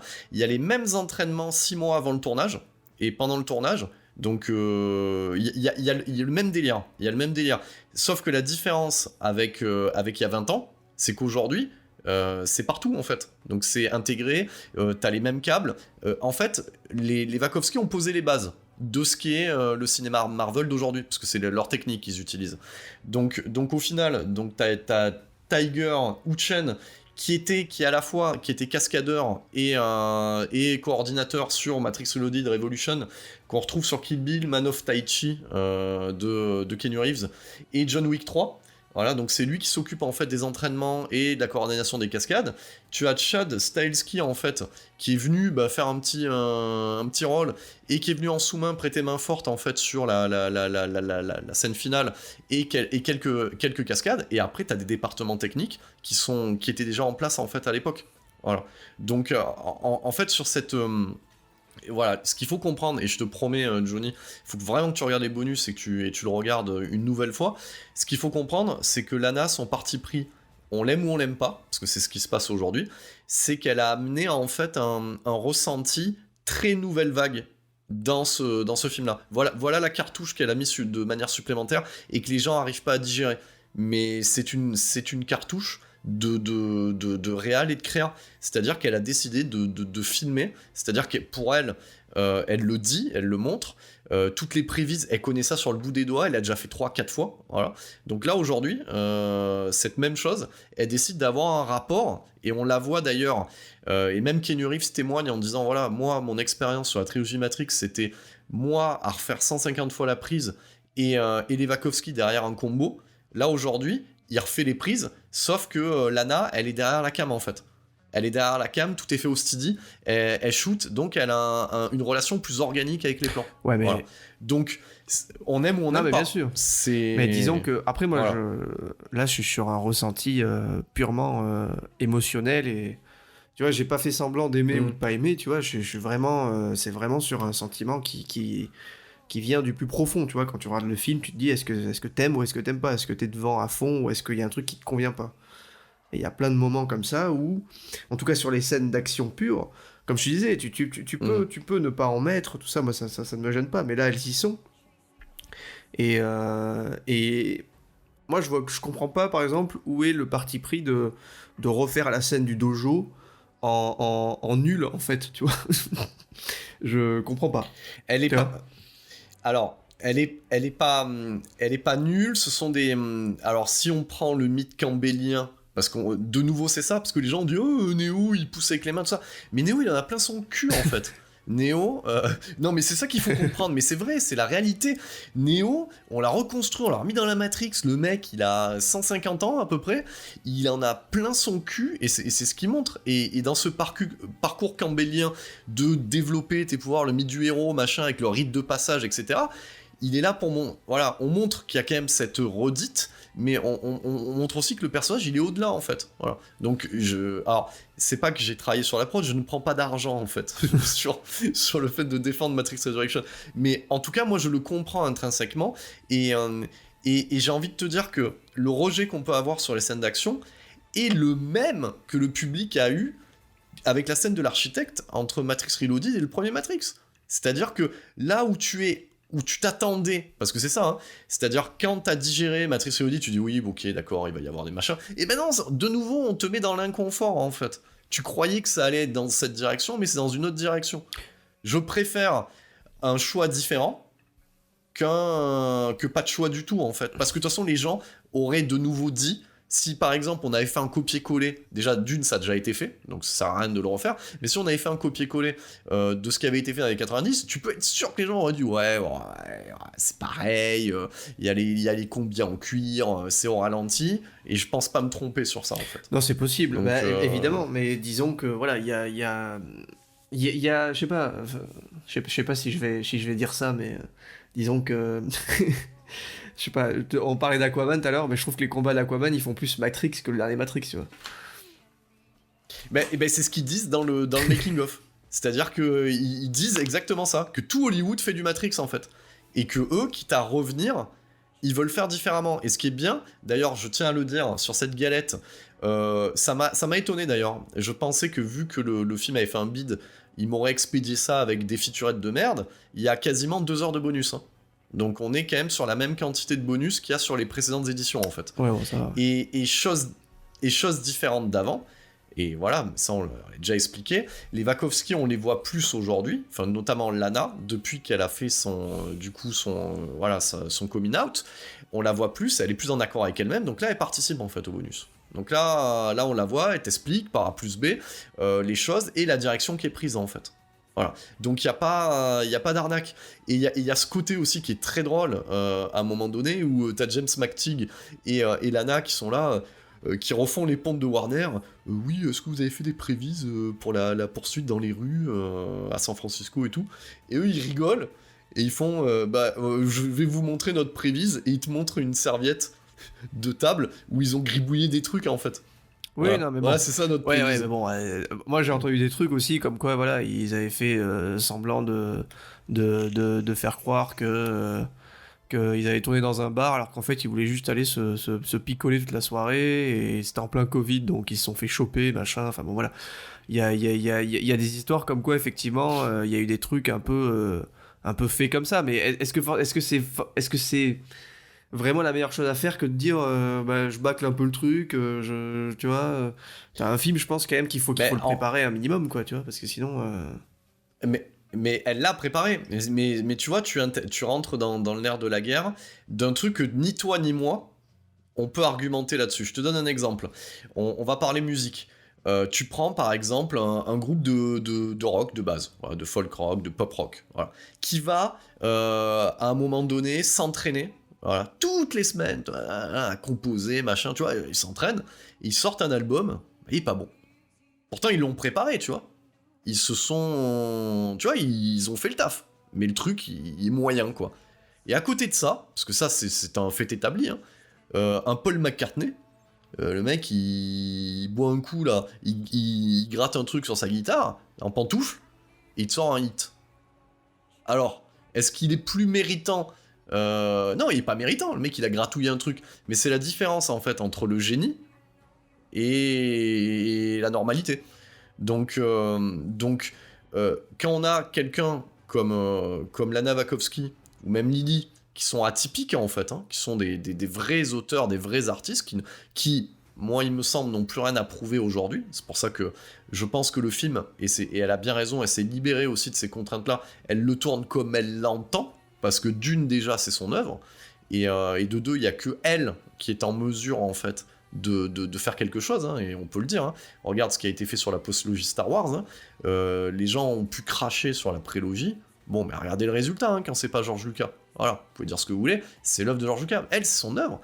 Et j'ai envie de dire, elle le tourne comme elle veut. Moi, combien de fois j'ai entendu aussi, à l'époque, ouais, Robert Rodriguez, sur les tournages, il joue de la guitare, il joue à la console. Mais il fait ce qu'il veut, le mec. Parce que le mec, il gère le tournage, c'est son œuvre. Voilà. Après, on regarde le résultat. Moi, quand je regarde du coup le dernier Matrix, je regarde pas un truc mal branlé. Je vois une volonté d'aller autre part. Voilà. Que les gens ont pris pour du mal branlé. Et j'ai envie de te dire, regarde Greengrass. Paul Greengrass, quand il arrive sur les Jason Bourne, ça tremble, machin, tout ça. Ah ben, et ils ont dit ça que c'était mal branlé, ça a redéfini le cinéma d'action derrière. Ouais, non, bien sûr. Bah, après, il y a... Disons que j'essaie un peu de... Je t'attaque pas, Johnny, mais je t'argumente Après, j'essaie justement de d'être un peu dans l'extrême pour justement te faire sortir un petit peu tes arguments, tu vois. Parce que si j'étais trop d'accord avec toi aussi, ce serait trop facile, tu vois. Donc, et comme je sais que t'es à cœur du film, j'essaie un peu de balancer des vieilles comparaisons comme ça, je me dis comme ça va un petit peu le... Donc très bien. Mais voilà, de toute façon, le public, je veux dire, c'est voilà, comme on dit, on étant con. Le public, de toute manière, on lui ressort le même truc, il trouvera quelque chose à redire. Regarde Robert Rodriguez et Frank Miller, quand ils font Sin City, mais je trouve ça génial, c'est un parti pris de coller à la BD. Ils refont exactement la BD. Mais vas-y, mais ferme ta gueule, toi. Enfin, je sais pas. Enfin, dans ce cas-là, va prendre une caméra et fais Sin City, et puis on en reparle, quoi. Moi, je sais que si aujourd'hui Lana Wachowski elle a fait le 4ème Matrix, c'est que parce que personne en ce bas monde, sinon la Warner, ils auraient déjà trouvé. Il y avait un scénario de Zach Penn qui traînait dans les tiroirs. Il y a personne qui a eu les couilles ou qui avait la stature de passer derrière les Wachowski. Et on va dire que les critiques qu'on a aujourd'hui, où tout le monde va dire il n'y a pas de chorégraphie, tout ça. Putain, moi j'ai regardé les bonus et j'avais déjà vu dans le film. Oui, il y a des chorégraphies, c'est pas cadré dans l'angle comme tu l'attendais, avec du ralenti à 150 ou 200 images par seconde ou des choses comme ça. Mais voilà, mais qui est en mesure aujourd'hui d'aller dire, il aurait fallu le faire comme ça. Oui, non, mais évidemment. Après, tu vois ce que je te dis ? Il faut, de toute façon, tu peux pas. Enfin, il faut pas sortir l'exemple. Toi, fais-le, tu vois. Dans ces cas-là, tu dis plus rien, tu vois. Il faut quand même. Tu vois ce que je veux dire ? Il faut quand même. Si t'as des trucs à dire, il faut les dire. Disons que moi, personnellement, j'ai du mal avec les combats qui sont un peu trop cutés, dans n'importe quel film, tu vois. C'est des choses qui me sortent du truc parce que j'ai l'impression que plus c'est cuté, plus les mecs en fait ils galèrent, et du coup moi je me dis ça et ça m'angoisse un peu, tu vois, ça me sort du film. Et je te sortais l'exemple d'Aquaman en titillant un peu, mais disons que dans Aquaman par exemple t'as une première scène de baston, tu vois, avec Nicole Kidman où elle est là, tu vois, en plan séquence, et t'as la baston, et je dis pas de faire des plans séquences partout, tu vois, mais disons que t'as une visibilité sur le truc où tu dis putain c'est tangible, tu vois, t'es dedans, t'y crois. Et dans Matrix, c'est exactement ce que t'avais, que ce soit sur toutes les scènes de baston, que ce soit sur dans le dojo, tout ça, t'avais ce côté hyper tangible où les coups étaient là, tu vois, où t'avais justement cette mise en scène, ce découpage qui te faisait ressentir le truc, que j'ai moins retrouvé ici. Après, effectivement, tu peux, t'évolues, tu changes, quand tu vois les bonus, les bonus du premier Matrix, et ben tu vois effectivement... deux jeunes hommes qui sont fans de cinéma de hongkongais, qui veulent juste faire leur délire, et derrière quand même balancer des trucs, mais malgré tout il y a ce truc là, même sans dire c'est un parti pris, évidemment c'est un parti pris, mais dans ces cas là je te dis Tekken 3 quand il cut 45 fois quand l'autre il passe le grillage, je vais te dire aussi c'est un parti pris, tu vois. C'est pareil, dire qu'au bout d'un moment je suis d'accord. Bon, oui, alors oui, voilà la caméra, donc voilà ce qui est raconté. Effectivement, tu regardes un John Wick, voilà, en plus je sors de cet épisode-là, effectivement, c'est cadré dans quelque chose qui me plaît plus, mais en fait, je comprends sa démarche. Mais disons que... Et je sais que... Disons que... Je te coupe, excuse-moi. Disons que la scène du dojo, par exemple, voilà, la nouvelle scène du dojo, tu te dis, ok, ils ont les... Ah, elle t'a fait mal. Évidemment qu'elle m'a fait mal, parce que tu te dis, ok, ils prennent le risque de refaire cette scène que tout le monde a gardé en tête. Ils prennent le risque de repartir sur une scène comme ça, très bien. Ok, y a pas de souci. Et tu peux avoir le parti pris de faire ça différemment. Et heureusement, c'était même évident de faire ça différemment. Mais le risque, c'est que refaire ce genre de scène, c'est prendre le risque de la refaire moins bien, tu vois, ou de raconter quelque chose qui est moins bien raconté. Et je trouve que malgré tout, même si c'est un parti pris qui est différent, même si elle a voulu faire ça différemment, pour moi, cette scène reste moins bien racontée que la première, malgré tout. Voilà.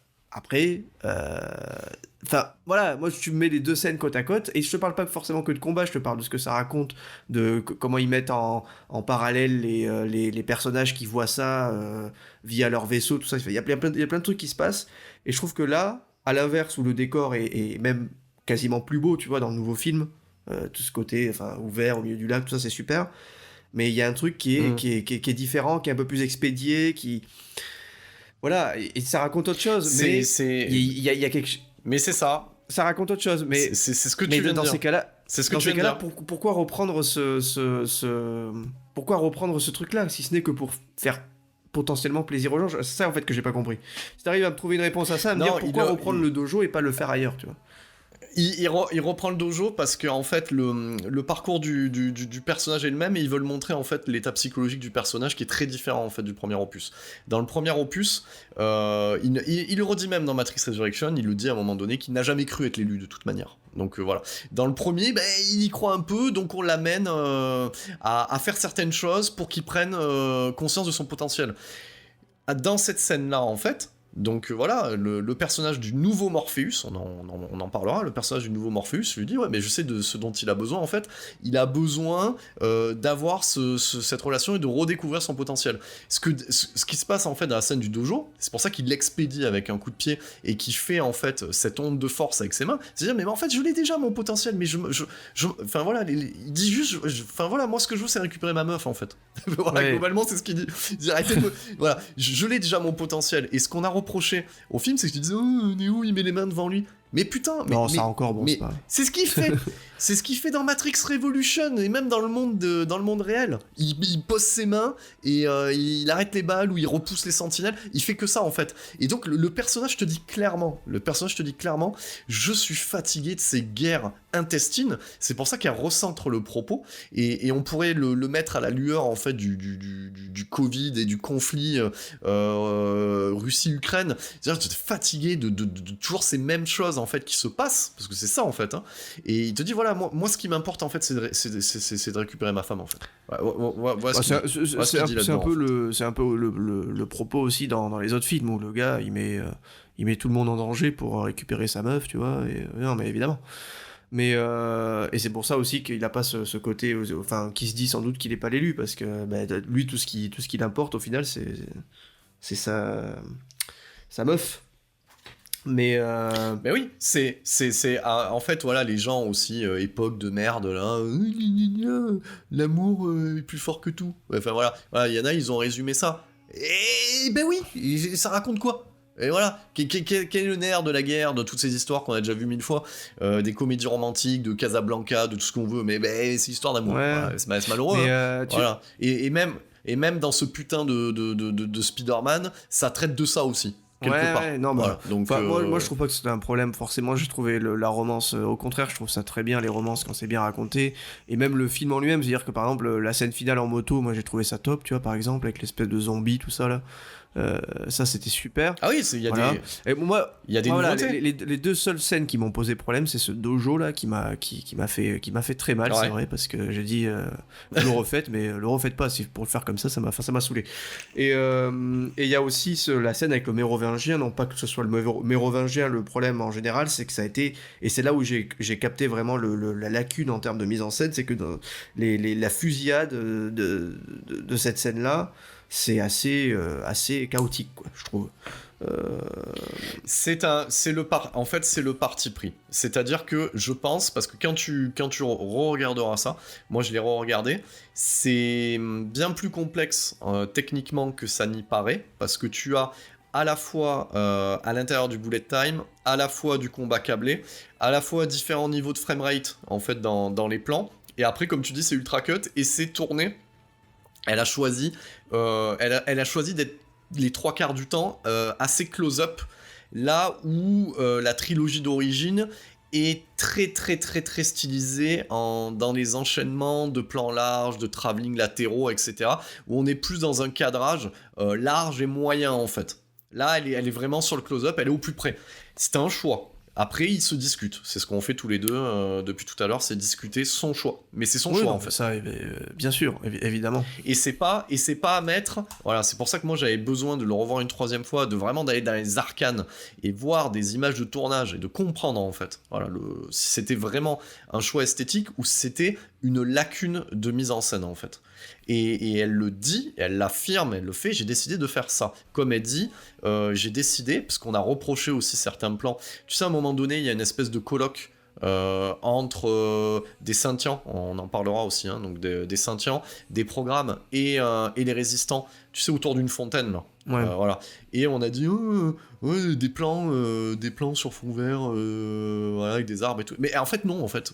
Je suis désolé les amis, enfin voilà, je m'adresse à ceux-là. Ben non, en fait c'est tourné réellement en fait. Voilà. Donc il y a énormément de décors réels.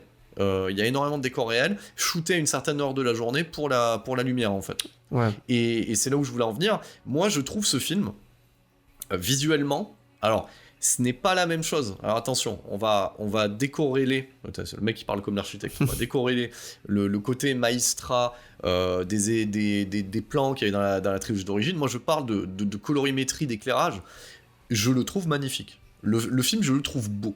Je veux dire, il a une patine, il est beau, il a de la gueule. Voilà. Il a de la gueule, et même dans l'intégration des effets visuels, parce que faut regarder, hein, c'est quand même un film à 190 millions de dollars, je garantis que niveau technique, c'est autre chose, mais alors vraiment autre chose, que le lézard dans les quelques minutes d'intro que j'ai pu voir du dernier Spider-Man. Hein. Voilà, on est un level au-dessus. Donc techniquement, ça a de la gueule. Voilà, je tenais à le dire quand même à ce stade du métrage. Il y a une esthétique, effectivement, ça ressemble beaucoup à Sense8 et c'est très bien. Sense8 c'est très beau aussi. Et ça, effectivement, de ce point de vue-là, il y a rien à redire. Hein. Ça, c'est sûr que c'est super beau, c'est propre, ça donne envie de le voir sur un bel écran. Effectivement, ça, pour le coup, ça, c'est une évidence. Ouais, ça... Et je vais te dire, moi, le retour que je te fais, c'est un retour Blu-ray, hein, c'est pas le Blu-ray 4K. Hein. Moi, j'ai regardé ça sur un écran 4K HDR avec mon Blu-ray, tu vois. Putain, je me suis régalé. Attends, t'as un lecteur 4K HDR et t'as un lecteur... Non, la télé, l'écran est 4K HDR, ouais. Mais j'ai pas encore investi. Mais ça va pas tarder. Là, parce que... voilà, mais rien que déjà comme ça, c'est un régal. C'est un régal. Alors parlons, parce qu'on va pas non plus faire 3 heures sur ce podcast. Ouais. Hein, tu as un créneau très limité. Moi c'est pareil. Donc et puis l'idée c'est pas non plus de faire le Bénur version vérif, tu vois, ou la communauté de l'anneau version longue sur un seul film. Parlons du côté suite de la trilogie, nouveauté, etc. Moi j'ai trouvé que le propos évoluait bien et que ça raccrochait bien les wagons dans ce qui nous est montré, hein, de l'après-guerre, en fait, hein, de ce nouveau monde. Ça raccrochait bien les wagons avec à la fois ce qu'on avait vu dans les Animatrix et de ce qu'il y avait déjà à la fin de Révolution. Voilà. Ouais, non, mais du coup, oui, complètement. Ça se suit, je dirais même, malheureusement, ça se suit, c'est ce que je disais tout à l'heure, mais ça se suit bien et il y a une suite qui est assez cohérente. Mais d'ailleurs, moi, j'aime beaucoup tout le passage... espèce de Zion revisité là. Ouais, Ayo. Je trouve ça très cool, il réexplique tout. Moi j'aime bien ce genre de scène, tu vois, où il te montre avec la fraise, tout ça. C'est assez cool, tu vois. Mais il n'empêche que à ce moment-là, à la sortie du film, à l'époque où il sort, peut-être que une suite directe c'était peut-être pas forcément la meilleure des idées, tu vois. Surtout qu'on part sur quoi, là ? On part sur encore des suites ou est-ce que c'est fini ? Tu vois, on sait pas, quoi. Qu'est-ce qui...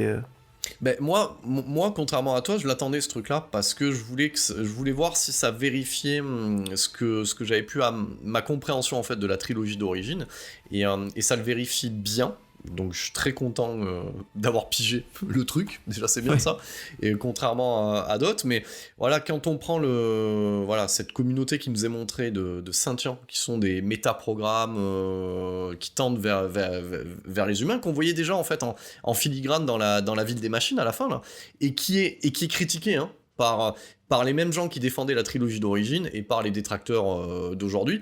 Il y en a un, il a des ailes, l'autre on dirait un dauphin papillon, tout ça, mais en fait c'est ce qu'il y a dans les Animatrix, déjà, ce qui est montré dans la seconde Renaissance partie 1, partie 2, voilà. Ça, déjà on voit que les gens l'ont pas vu, et c'est ce qui est montré dans la ville des machines, hein. Toutes ces on va dire ces IA autonomes en fait, hein, qui évoluent donc 80 ans après, donc on a ces programmes qui peuvent se matérialiser dans le monde réel, ça c'est plutôt cool, et ça fait écho avec ce que faisait l'agent Smith au final dans Matrix Révolution, donc vaut mieux se matérialiser avec des petites boules en métal que dans le corps des gens, voilà.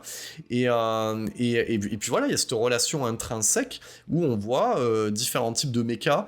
Ouais, il y a un côté vraiment pur SF que j'ai aimé, voilà, et où t'as même le personnage de Niobe qui te raconte un petit peu ce qui s'est passé, donc en gros la guerre intestine entre machine et machine en fait, pour prendre le parti pris. Ouais, ça, on va dire, ça enrichit le propos, et c'est une jolie, enfin, ouais, c'est pas pris par-dessus la jambe en fait, ça enrichit vraiment le propos d'origine, moi je trouve. Ouais, non, mais totalement, hein. Et puis c'est vrai qu'il y a une espèce de mise à jour de tout ça qui est assez intéressante, hein. Mais du coup, je pense qu'au vu des retours, tout ça, je pense que ce sera la fin de Matrix au cinéma, à mon avis. Donc, est-ce que ça va continuer ou pas? Ah oui. Non, c'est pas possible, on va faire le point, je vais juste boucler sur une dernière partie avant de finaliser cet épisode de podcast. Je voulais rajouter aussi un petit truc aussi sur l'enjeu, là. On pourrait se poser la question aussi pourquoi les machines veulent aider du coup Neo à récupérer Trinity. Ça fait écho à ce que tu disais par rapport au mérovingien. Ben, le personnage de Satie explique en fait que cette version de la matrice, en fait, elle a été uploadée sans avoir consulté les programmes eux-mêmes, en fait. Donc, en fait, globalement, quand on prend la fin de Révolution, donc, on a une colorimétrie qui se rapproche de ce qu'on peut voir de cette nouvelle matrice, hein, donc c'est Satie qui crée le soleil, donc les programmes font des choses de manière autonome, et là, Satie à l'âge adulte explique que, en fait, il y a eu une purge. Voilà, donc pendant cette guerre entre les machines, donc c'est cette nouvelle matrice qu'ils ont uploadée qui a été l'enjeu de cette guerre, et que des programmes comme les parents de Satie, hein, qu'on avait pu voir dans la rame de métro, voilà, il y avait cette discussion, ont été purgés, et que les seuls survivants de cette purge, c'est le clochard du mérovingien et les 2-3 mecs qui se battent. Donc effectivement, voilà la raison en fait. La raison de pourquoi les machines aident Neo à récupérer Trinity, c'est parce qu'ils veulent reprendre la main en fait sur cette nouvelle version de la matrice, qui est pilotée par l'analyste, alors moi j'ai trouvé ça assez sympa, qui est une sorte de contractant pour le monde des machines. Voilà, il a fait son petit truc dans son petit coin en bricolant un petit peu Neo et Trinity. Ça marche plutôt bien. T'as l'impression que c'est un sous-traitant en fait. Donc ça j'ai bien aimé. Ce côté-là, et Neil Patrick Harris fonctionne bien. À ce niveau-là, donc il est plutôt, voilà, il amène plutôt bien le truc sur ce côté, voilà, lien avec les machines. On va parler aussi de l'agent Smith, parce que moi j'ai adoré voir un agent Smith en mode start-upper avec petit mocassin sans chaussettes, incarné par Jonathan Groff, qui au final, et c'est ça que j'ai bien aimé dans ce retournement de situation à la fin, c'est qu'il a compris en fait lui aussi quelque chose, c'est-à-dire que si Neo se libère, il faut que lui aussi soit libre. Donc en fait c'est l'équation qui se régule, donc c'est pour ça qu'il aide Neo, c'est-à-dire que si lui est libre dans le monde réel, il faut que lui soit libre en fait dans le monde des machines. Voilà pourquoi il a tout intérêt à démonter les plans de l'analyste en fait. Voilà. Donc moi j'ai bien aimé cette némésis. Est-ce que l'ennemi de mon ennemi est mon ami ou bien mon ennemi? Donc j'ai bien aimé en fait. Donc le personnage évolue bien. Jonathan Groff fait bien le taf à ce niveau-là. Dernier petit détail aussi à rajouter qui a été critiqué, le saut dans le vide à la fin. Voilà, le saut dans le vide. Alors, je sais pas ce que t'en as pensé, tiens. Non, moi ça m'a pas plus dérangé que ça. Bon, et ben ce qu'il faut savoir, et c'est bien aussi d'avoir, c'est que les acteurs sautent vraiment. Ouais, ça j'avais entendu. Donc ouais. ça. Ouais. Et il y a tout un, et c'est plutôt pas mal. Donc les acteurs sautent vraiment. Donc ça, pour l'avoir revu, du coup 3 fois. Donc on sent bien. Moi, ça ne me gêne pas. Et le fait que Trinity soit, alors les gens ont dit mais c'est une élue. En fait, c'est tout bête, hein, comme Neo l'était. Parce que voilà, c'est un méta-humain, elle est devenue méta-humaine elle aussi, donc à un moment donné, le lien qui les unit fait que, voilà, en fait, l'élu, c'est pas une seule personne, c'est un binôme, voilà, donc il y a une logique qui est intéressante à ce niveau-là, et puis j'aime bien, moi, le côté de la meuf en moto qui balade son mec, en fait, hein, quelque part, donc il y a le côté qui est sympa, elle prend un peu les commandes à ce niveau-là, donc tout ça évolue. Enfin, pour moi, en tout cas, c'est un joli apport à la trilogie d'origine. À noter aussi que toute la réunion du crew là, du cast, il y a vraiment un truc entre les deux acteurs, on va pas dire qu'ils ont couché ensemble, voilà, mais voilà, c'est très touchant, mais tu sens que c'est pas du bonus à la Hollywood où ils en rajoutent des caisses. Voilà, leur relation est très touchante, autant à la fois à la ville qu'à l'écran, et ça se ressent. Et ça se ressent, moi je trouve le plan final magnifique sur le toit, donc ça c'est magnifique. La musique, je tiens à saluer, j'avais écorché son nom en début de podcast, de Tom Tykwer. Il a fait un super taf en reprenant le thème de Don Davis et en ajoutant de nouveaux thèmes. À noter qu'il a fait une chose qui est de plus en plus rare, c'est qu'il a tenu à ce que la musique soit composée avant le tournage, pour pouvoir imprégner en fait. Un peu à la Léon, hein. Léon demandait à Morricone de composer avant, pour pouvoir tourner avec la musique qui était projetée sur le tournage, donc il y a aussi ce côté-là, donc ça en rajoute au côté où les gens pensent que le film est improvisé, ou non, c'est juste qu'il est plus sensitif, et plus, voilà, il est plus dans le ressenti, plus dans le contact avec les acteurs. Moi, en tout cas, à ce niveau-là, et après je te laisserai rajouter peut-être un autre mot avant de parler du box-office et de la suite des opérations, j'aurais pas pu espérer plus bel ajout à ma trilogie de films préférés. Voilà. Donc pour moi, c'est l'un des meilleurs films que j'ai vus depuis Tenet. Voilà. Mais voilà, je suis très content d'avoir pu voir ce Matrix 4 et d'en profiter aujourd'hui. Voilà, et d'en parler. Et j'espère que ce qu'on a amené là, en complément de la trilogie d'origine, vous donnera envie de lui donner une chance, parce qu'il mérite tellement mieux que le sort qui lui a été réservé. Est-ce que tu as d'autres choses à rajouter Non, mais effectivement, ce ce qui est dommage surtout, c'est qu'il n'ait pas fonctionné, effectivement, puisque ça va empêcher de plus en plus, et j'ai l'impression que de plus en plus, ce genre de film passe à la trappe, tu vois. Et on part sur une normalisation de ce qui se fait aujourd'hui au cinéma, c'est-à-dire la vision Marvel, quoi, tu vois. Et la manière dont c'est fait. C'est ça.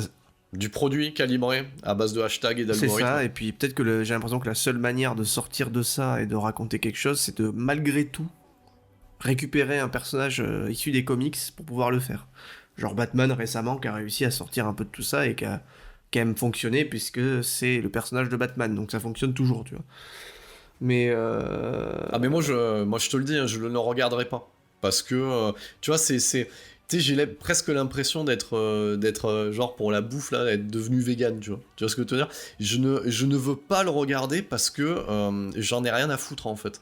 Qu'on me raconte, alors j'ai entendu le truc, mais cette fois-ci il est détective, mais c'est génial, et cette fois-ci il a des pantoufles bleues, quoi. Enfin, je m'en branle. Disons que voilà, vraiment, c'est bien de dire ça 2 secondes après avoir dit laissez-lui une chance à Matrix. Quelle mauvaise foi. Ah non, mais parce que je veux pas le voir, ça, je l'ai déjà trop vu. Disons en fait. que voilà. The Batman, je l'ai déjà trop vu. J'ai déjà vu 1000 fois. J'ai déjà vu avant d'avoir vu, en fait. Moi, je tenterais à te dire pas vraiment, puisque finalement, justement, les gens qui sont allés voir Batman et ceux qui sont allés voir Spider-Man sont les mêmes qui ont aussi craché sur Matrix et qui n'ont pas aimé Batman, puis qui se sont dit c'est pas Batman, j'ai rien compris, c'est trop long, il est pas riche, on dirait, il a pas de truc. Parce qu'effectivement il est pas riche, on dirait. C'est pas alors mal, que ça. paradoxalement, tu vois jamais autant Batman que dans ce film-là, tu vois. C'est-à-dire que tu vois quasiment jamais Bruce Wayne, mais c'est un parti pris, parce qu'effectivement Bruce Wayne, le gars, il est au bout de sa life, quoi. Il est fatigué de la vie, quoi, tu vois. Mais il se passe quand même un truc dans ce film qui, et moi je te le dis, qui mérite d'être vu, puisqu'on est sur autre chose qu'un film lambda, Batman, où on est on n'est pas sur le même schéma. Alors oui, Batman est détective, très bien, oui, effectivement, Batman est détective, mais ça va au-delà de ça, tu vois, on est sur une histoire assez intéressante, et c'est moi ce que j'ai retenu en tout cas, et par rapport à Matrix, pour faire le lien, c'est qu'on est sur 2 films déjà de la Warner, donc peut-être que finalement... c'est pas à défaut de savoir distribuer les films, ils savent au moins, en tout cas ils les laissent faire un petit peu, tu vois. Mais ce qui est assez fou, c'est que les 2 films ont en commun effectivement de récupérer comme ça une franchise et d'essayer de raconter quelque chose pas différent, puisque Matrix a toujours été un petit peu hors des clous, tu vois. Matrix, c'est un peu une anomalie, c'est un truc qui a fonctionné, mais on sait pas trop pourquoi, tu vois. Mais c'est un truc qui était pas voué à fonctionner, disons. Mais qui a eu un... Et ouais, j'y réfléchis. Je pense que voilà. À un moment donné, quand ça sort le premier, hein, je te parle pas des deux autres, parce que les deux autres ont permis de se rendre compte que le public avait rien pigé et que voilà, c'était pas ça, quoi. Mais en tout cas, le premier, je pense que c'est des variables qui sont réunies à un instant T, en fait. Voilà, qui sont, on va dire, annexes au film lui-même. Donc tu vois, c'est l'année 99, il y a pas encore le Seigneur des Anneaux, tu viens de te cogner un Menace Fantôme, c'est pas ça. Voilà, il y a une période, il y a une donnée où font que les gens, voilà, se sont retrouvés, et la bande-annonce, voilà, regardez le truc, et ça a marché. Voilà, ça a marché. Et quand le propos réel a été abordé, ben là, ça marchait plus. Voilà. Donc effectivement, je pense que le premier Matrix, parce que s'il était tourné aujourd'hui par Lana Wachowski, il serait tourné comme le dernier, donc ne marcherait pas. Voilà. Ou pas, parce que peut-être que les films ne ressembleraient pas à ça, et que... Enfin, je sais pas, tu vois. C'est à peu près ça. Donc pour conclure sur ce truc-là, 190 millions de dollars de budget, donc si on remet par rapport au clou de la trilogie, bah, c'est quasiment le même budget qu'à l'époque, hein. Voilà, on divise par deux, hein. On est entre 90 et 100 millions de dollars, donc c'était à peu près ça, hein, le budget. Pas du premier, mais des deux autres, hein, du 2 et du 3.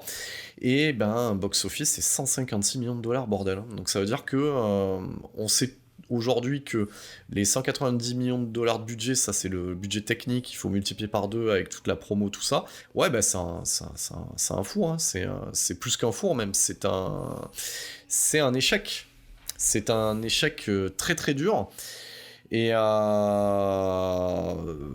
ça enterre la franchise, du moins pour l'instant, hein. Voilà. Avec maintenant, bien entendu, les plateformes de VOD et les formats sérialesques. Rien n'est dit que dans 5-6 ans, on regarde Alien, que Covenant, c'est un four, hein, et pourtant ils en font une série, et tout ça, quoi. Enfin, ouais. Donc, rien, mais bon, à mon avis, les Wachowski et Matrix, c'est terminé. Lana, parce qu'on va pas parler de Lily, parce que Lily est déjà en pré-retraite, hein. Lana, je pense pas qu'on lui confie de nouveau un budget aussi lourd, hein. Donc, ou sinon il faudra qu'elle fasse un parcours à la M. Night Shyamalan, c'est-à-dire refaire un petit budget qui marche pour pouvoir redorer son blason. Mais à l'heure actuelle, c'est un enterrement à la fois de la franchise et de la carrière de réalisatrice de Lana Wachowski. Voilà, c'est un double enterrement, ce film. Ouais, non, mais après, j'ai l'impression que ce soit l'une ou l'autre, elles ont toujours eu besoin d'un énorme budget pour faire ce qu'elles avaient en tête, tu vois. Que ce soit Sense8, tout ça. Ça se voit à l'écran quand même, oui, hein, non, faut pas bien dire sûr, le bien contraire. sûr. On peut pas dire que l'argent est pas à non, l'écran. bien sûr, mais justement, c'est pour ça qu'effectivement, ça peut être compliqué de se dire est-ce qu'elle va réussir à sortir un truc ou à avoir envie de sortir un truc avec un petit budget, vu que visiblement, c'est pas son créneau, quoi. Moi, je pense que parce que ça, c'est des données que on va dire que l'amateur ou l'amatrice lambda n'a pas, hein. Rien qu'avec les droits d'auteur et rien que du premier Matrix. Ouais. En fait, là aujourd'hui, si elles font des films, c'est vraiment pour le fait de faire des films, en fait. Donc aujourd'hui, il n'y a pas vraiment à s'inquiéter sur le devenir, on va dire, financier des Wachowski. Elles ont de quoi, voilà, c'est plus sur la carrière en elle-même. Voilà, moi je pense que la carrière elle est cuite. Voilà. Comme il y a plein de carrières qui sont enterrées aujourd'hui, hein. Voilà, Bruce Willis pour d'autres raisons, Johnny Depp pour encore une autre raison. Donc on assiste, je pense, dans cette décennie qui commence, à la fin de certaines idoles, de certaines franchises, etc. Voilà. Moi je pense, hein. Voilà, donc, Bah après... Donc c'est un enterrement en grande pompe, hein, parce que ça retentit, hein, mais en l'état, de toute façon, tout avait été dit dans la trilogie d'origine, c'est ça qu'il faut dire, hein, tout avait été dit. C'est un bien joli ajout à la trilogie d'origine, il est ce qu'il est, il est valable par l'auteur d'origine, ça élargit le propos, donc moi j'ai pas grand chose à dire de plus là-dessus. Enfin, je pense que ça fait 1h35 en vrai qu'on discute là-dessus. Moi, écoute, pour la suite des opérations, au niveau de la vérif, je vais continuer ma série Michael Mann, donc ça va être le dernier Mohican. Ouais. Et j'avais proposé aux auditeurs, aux auditrices de me demander, j'aurais beau faire le choix, soit je m'attaquais à Star Wars, soit je m'attaquais au MCU. J'ai pas eu de retour, donc j'ai l'impression que tout le monde s'en fout. Donc ils vont se dire, putain, il va décider lui-même ou il va pas tenir ses engagements. Tiens, je te pose la question, t'as envie que je m'attaque à quoi ? MCU ou Star Wars ? Les deux sont intéressants dans les choses à je traiter. ferai les deux mais... de toute manière. Disons que tu peux commencer par MCU, allez. Comme c'est... c'est très bien. Donc ça me permet de faire ma phrase de sortie. Ouais, je pense qu'il est temps, hein, parce que moi j'avais bien aimé la première phase du moins, enfin les 2 premières D'ailleurs, phases. Mais alors là. Est-ce que tu as vu Doctor Strange ? Non, mais par intégrité journalistique, je vais me farcir toute la dernière phase que je n'ai pas eu. J'ai pas eu la force de pouvoir les regarder, donc je vais me refaire. Je vais me faire les Éternels et toutes ces merdes. Et quand tu vois, parce que c'est ça, hein, c'est ça aussi le point de départ de cette envie de traiter le MCU et de dire qu'il y en a ras-le-bol aussi. Quand tu vois que Sam Raimi passe derrière Scott Derrickson, parce que Scott Derrickson, hein, de toi à moi, c'est personne. Hein. C'est un petit réal, quoi. Tu vois, le mec, il a fait Sinister, machin. Bon, voilà, on va dire qu'il a plus les coups des franges qu'un Alan Taylor qui a fait Thor 2, Le Monde des Ténèbres, hein, si tu vois ce que je veux dire. Mais bon, ça reste de la merde. C'est-à-dire que Sam Raimi accepte ce que Scott Derrickson n'a pas accepté. Donc, traduction, Sam Raimi vient payer ses factures, alors que c'est le mec qui a posé les bases avec la trilogie d'origine de Spider-Man. Je trouve ça d'une tristesse infinie. Il n'empêche que... Enfin, moi, j'ai vu le film, je l'ai vu, moi, le Doctor Strange. Et malgré tout, j'ai l'impression qu'il a été plus malin que Derrickson, puisque quand tu vois le film, il a quand même su imposer 2-3 trucs, quoi. Donc... Oui, mais parce que j'ai l'impression que c'est un peu la réunion à la Matrix, où t'as des cadres qui font « Ouais, vas-y Sam Raimi, fais ton truc, hein, tu débules un peu le cadre, tu fais ça un peu... Allez, appuie sur le bouton Evil Dead. » J'ai l'impression que c'est ça, moi. Enfin, sans avoir vu le film. Après, il est avec... il travaille avec les outils qu'on lui donne et les contraintes qu'il a dû avoir dans ce genre de production, mais il n'empêche que justement, avec toutes ces contraintes et tout ce qu'on sait par rapport au MCU, je trouve que c'est pas dégueu du tout, quoi. Il y a un rythme qui est assez différent, il y a une imagerie, un truc qui est relativement différent. Et il y a un réel, ouais, c'est ça. Oui, tout simplement. Mais comme au final, tu vois, la dernière phase, tu peux te dire de loin, ouais, c'est à chier. Mais au final, à part Spider-Man qui est à chier et Black Widow qui est une immondice pas possible. Putain, j'ai toujours pas vu, enfin je le vois aussi, putain, je vais mourir. Non, mais là, on est pas loin sur du nanar, quoi. C'est-à-dire qu'il y a Chuck Norris qui arrive, c'est pas déconnant, quoi, tu vois. Très franchement, c'est très compliqué.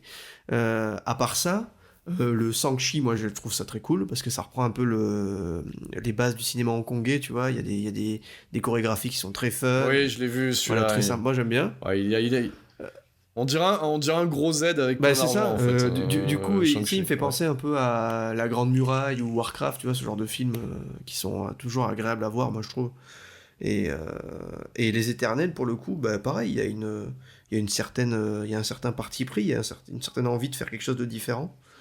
Et Ouh, toi t'as des choses à dire. Toi t'as envie que je t'appelle pour la dernière phase. Pour la dernière phase, ouais, je veux bien. Autant les premières, il y a plein de choses, quoi. Enfin, c'est très compliqué d'aller chercher des trucs. Enfin, quand t'as aimé les films globalement, puis moi c'est pas comme toi, tu vois. C'est-à-dire que moi, c'est des trucs qui m'ont suivi un peu, donc je sais. Oui, toi t'es pas un vieux con. Ouais, j'aurais pas dit comme ça, mais donc en fait je sais aujourd'hui, disons que j'ai réussi à prendre du recul sur ces films-là et je sais ce qu'ils sont, mais ça m'empêche pas de les apprécier pour ce qu'ils sont, tu vois. Ah non, mais moi je les appréciais. Moi, ce que j'apprécie plus là, c'est tout ce qui se passe depuis un certain temps. Donc pour que ça soit de toute manière, pour que ça reparte sur une bonne base, faudrait qu'il y en ait un qui se casse la gueule, tu vois, mais vraiment. Mais bon, là pour l'instant, c'est pas prêt d'arriver. Disons que le Éternel, là, il s'est pris un petit peu quand même. C'était pas fifou, quoi. Et ouais, mais derrière, t'as No Way Home, là, qui est en passe, non mais sans déconner, ça aussi, mais putain, mais quelle tristesse, qui est en passe d'être l'un des plus grands succès du cinéma de tous les temps, là. Je veux dire, No Way Home, quoi, non mais s'il vous plaît, quoi.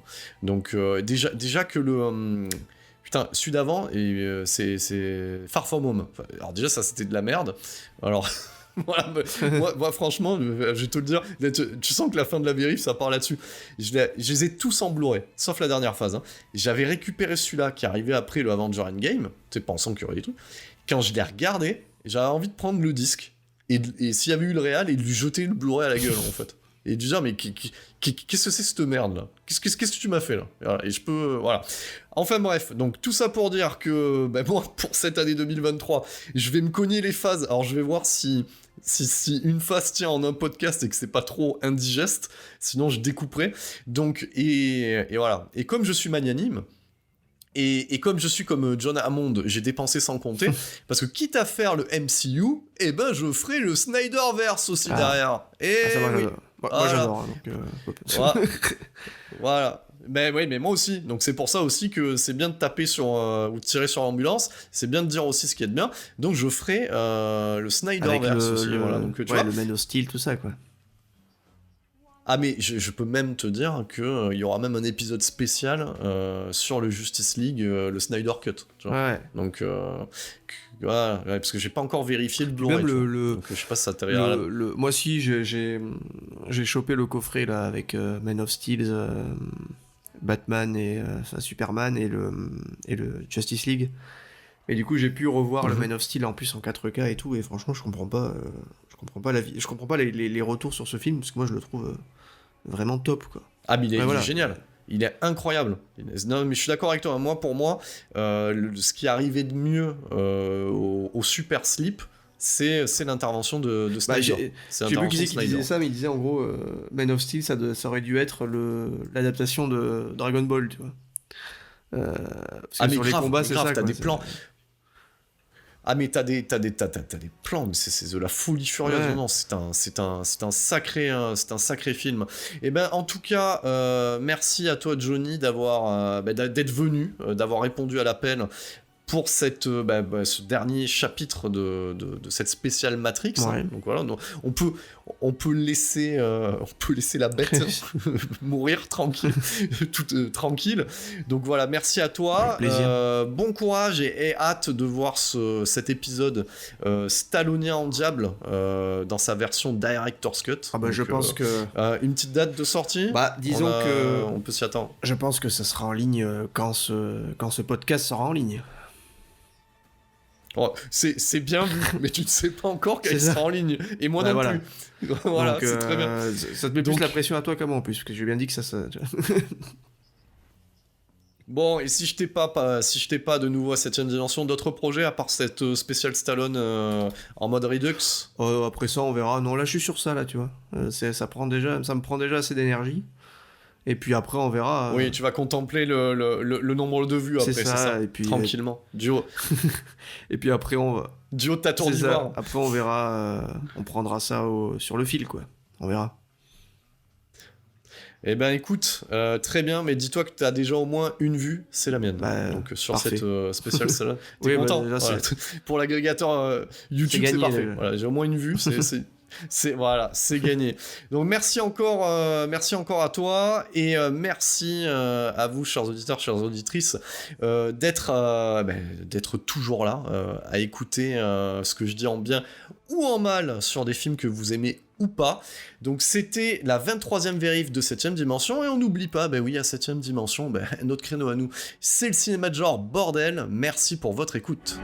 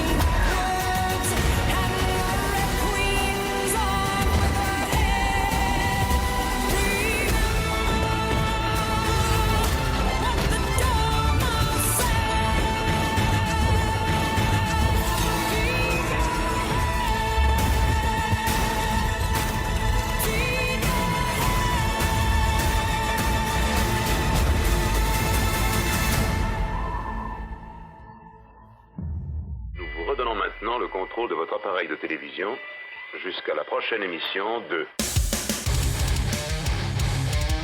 7e dimension en mode podcast.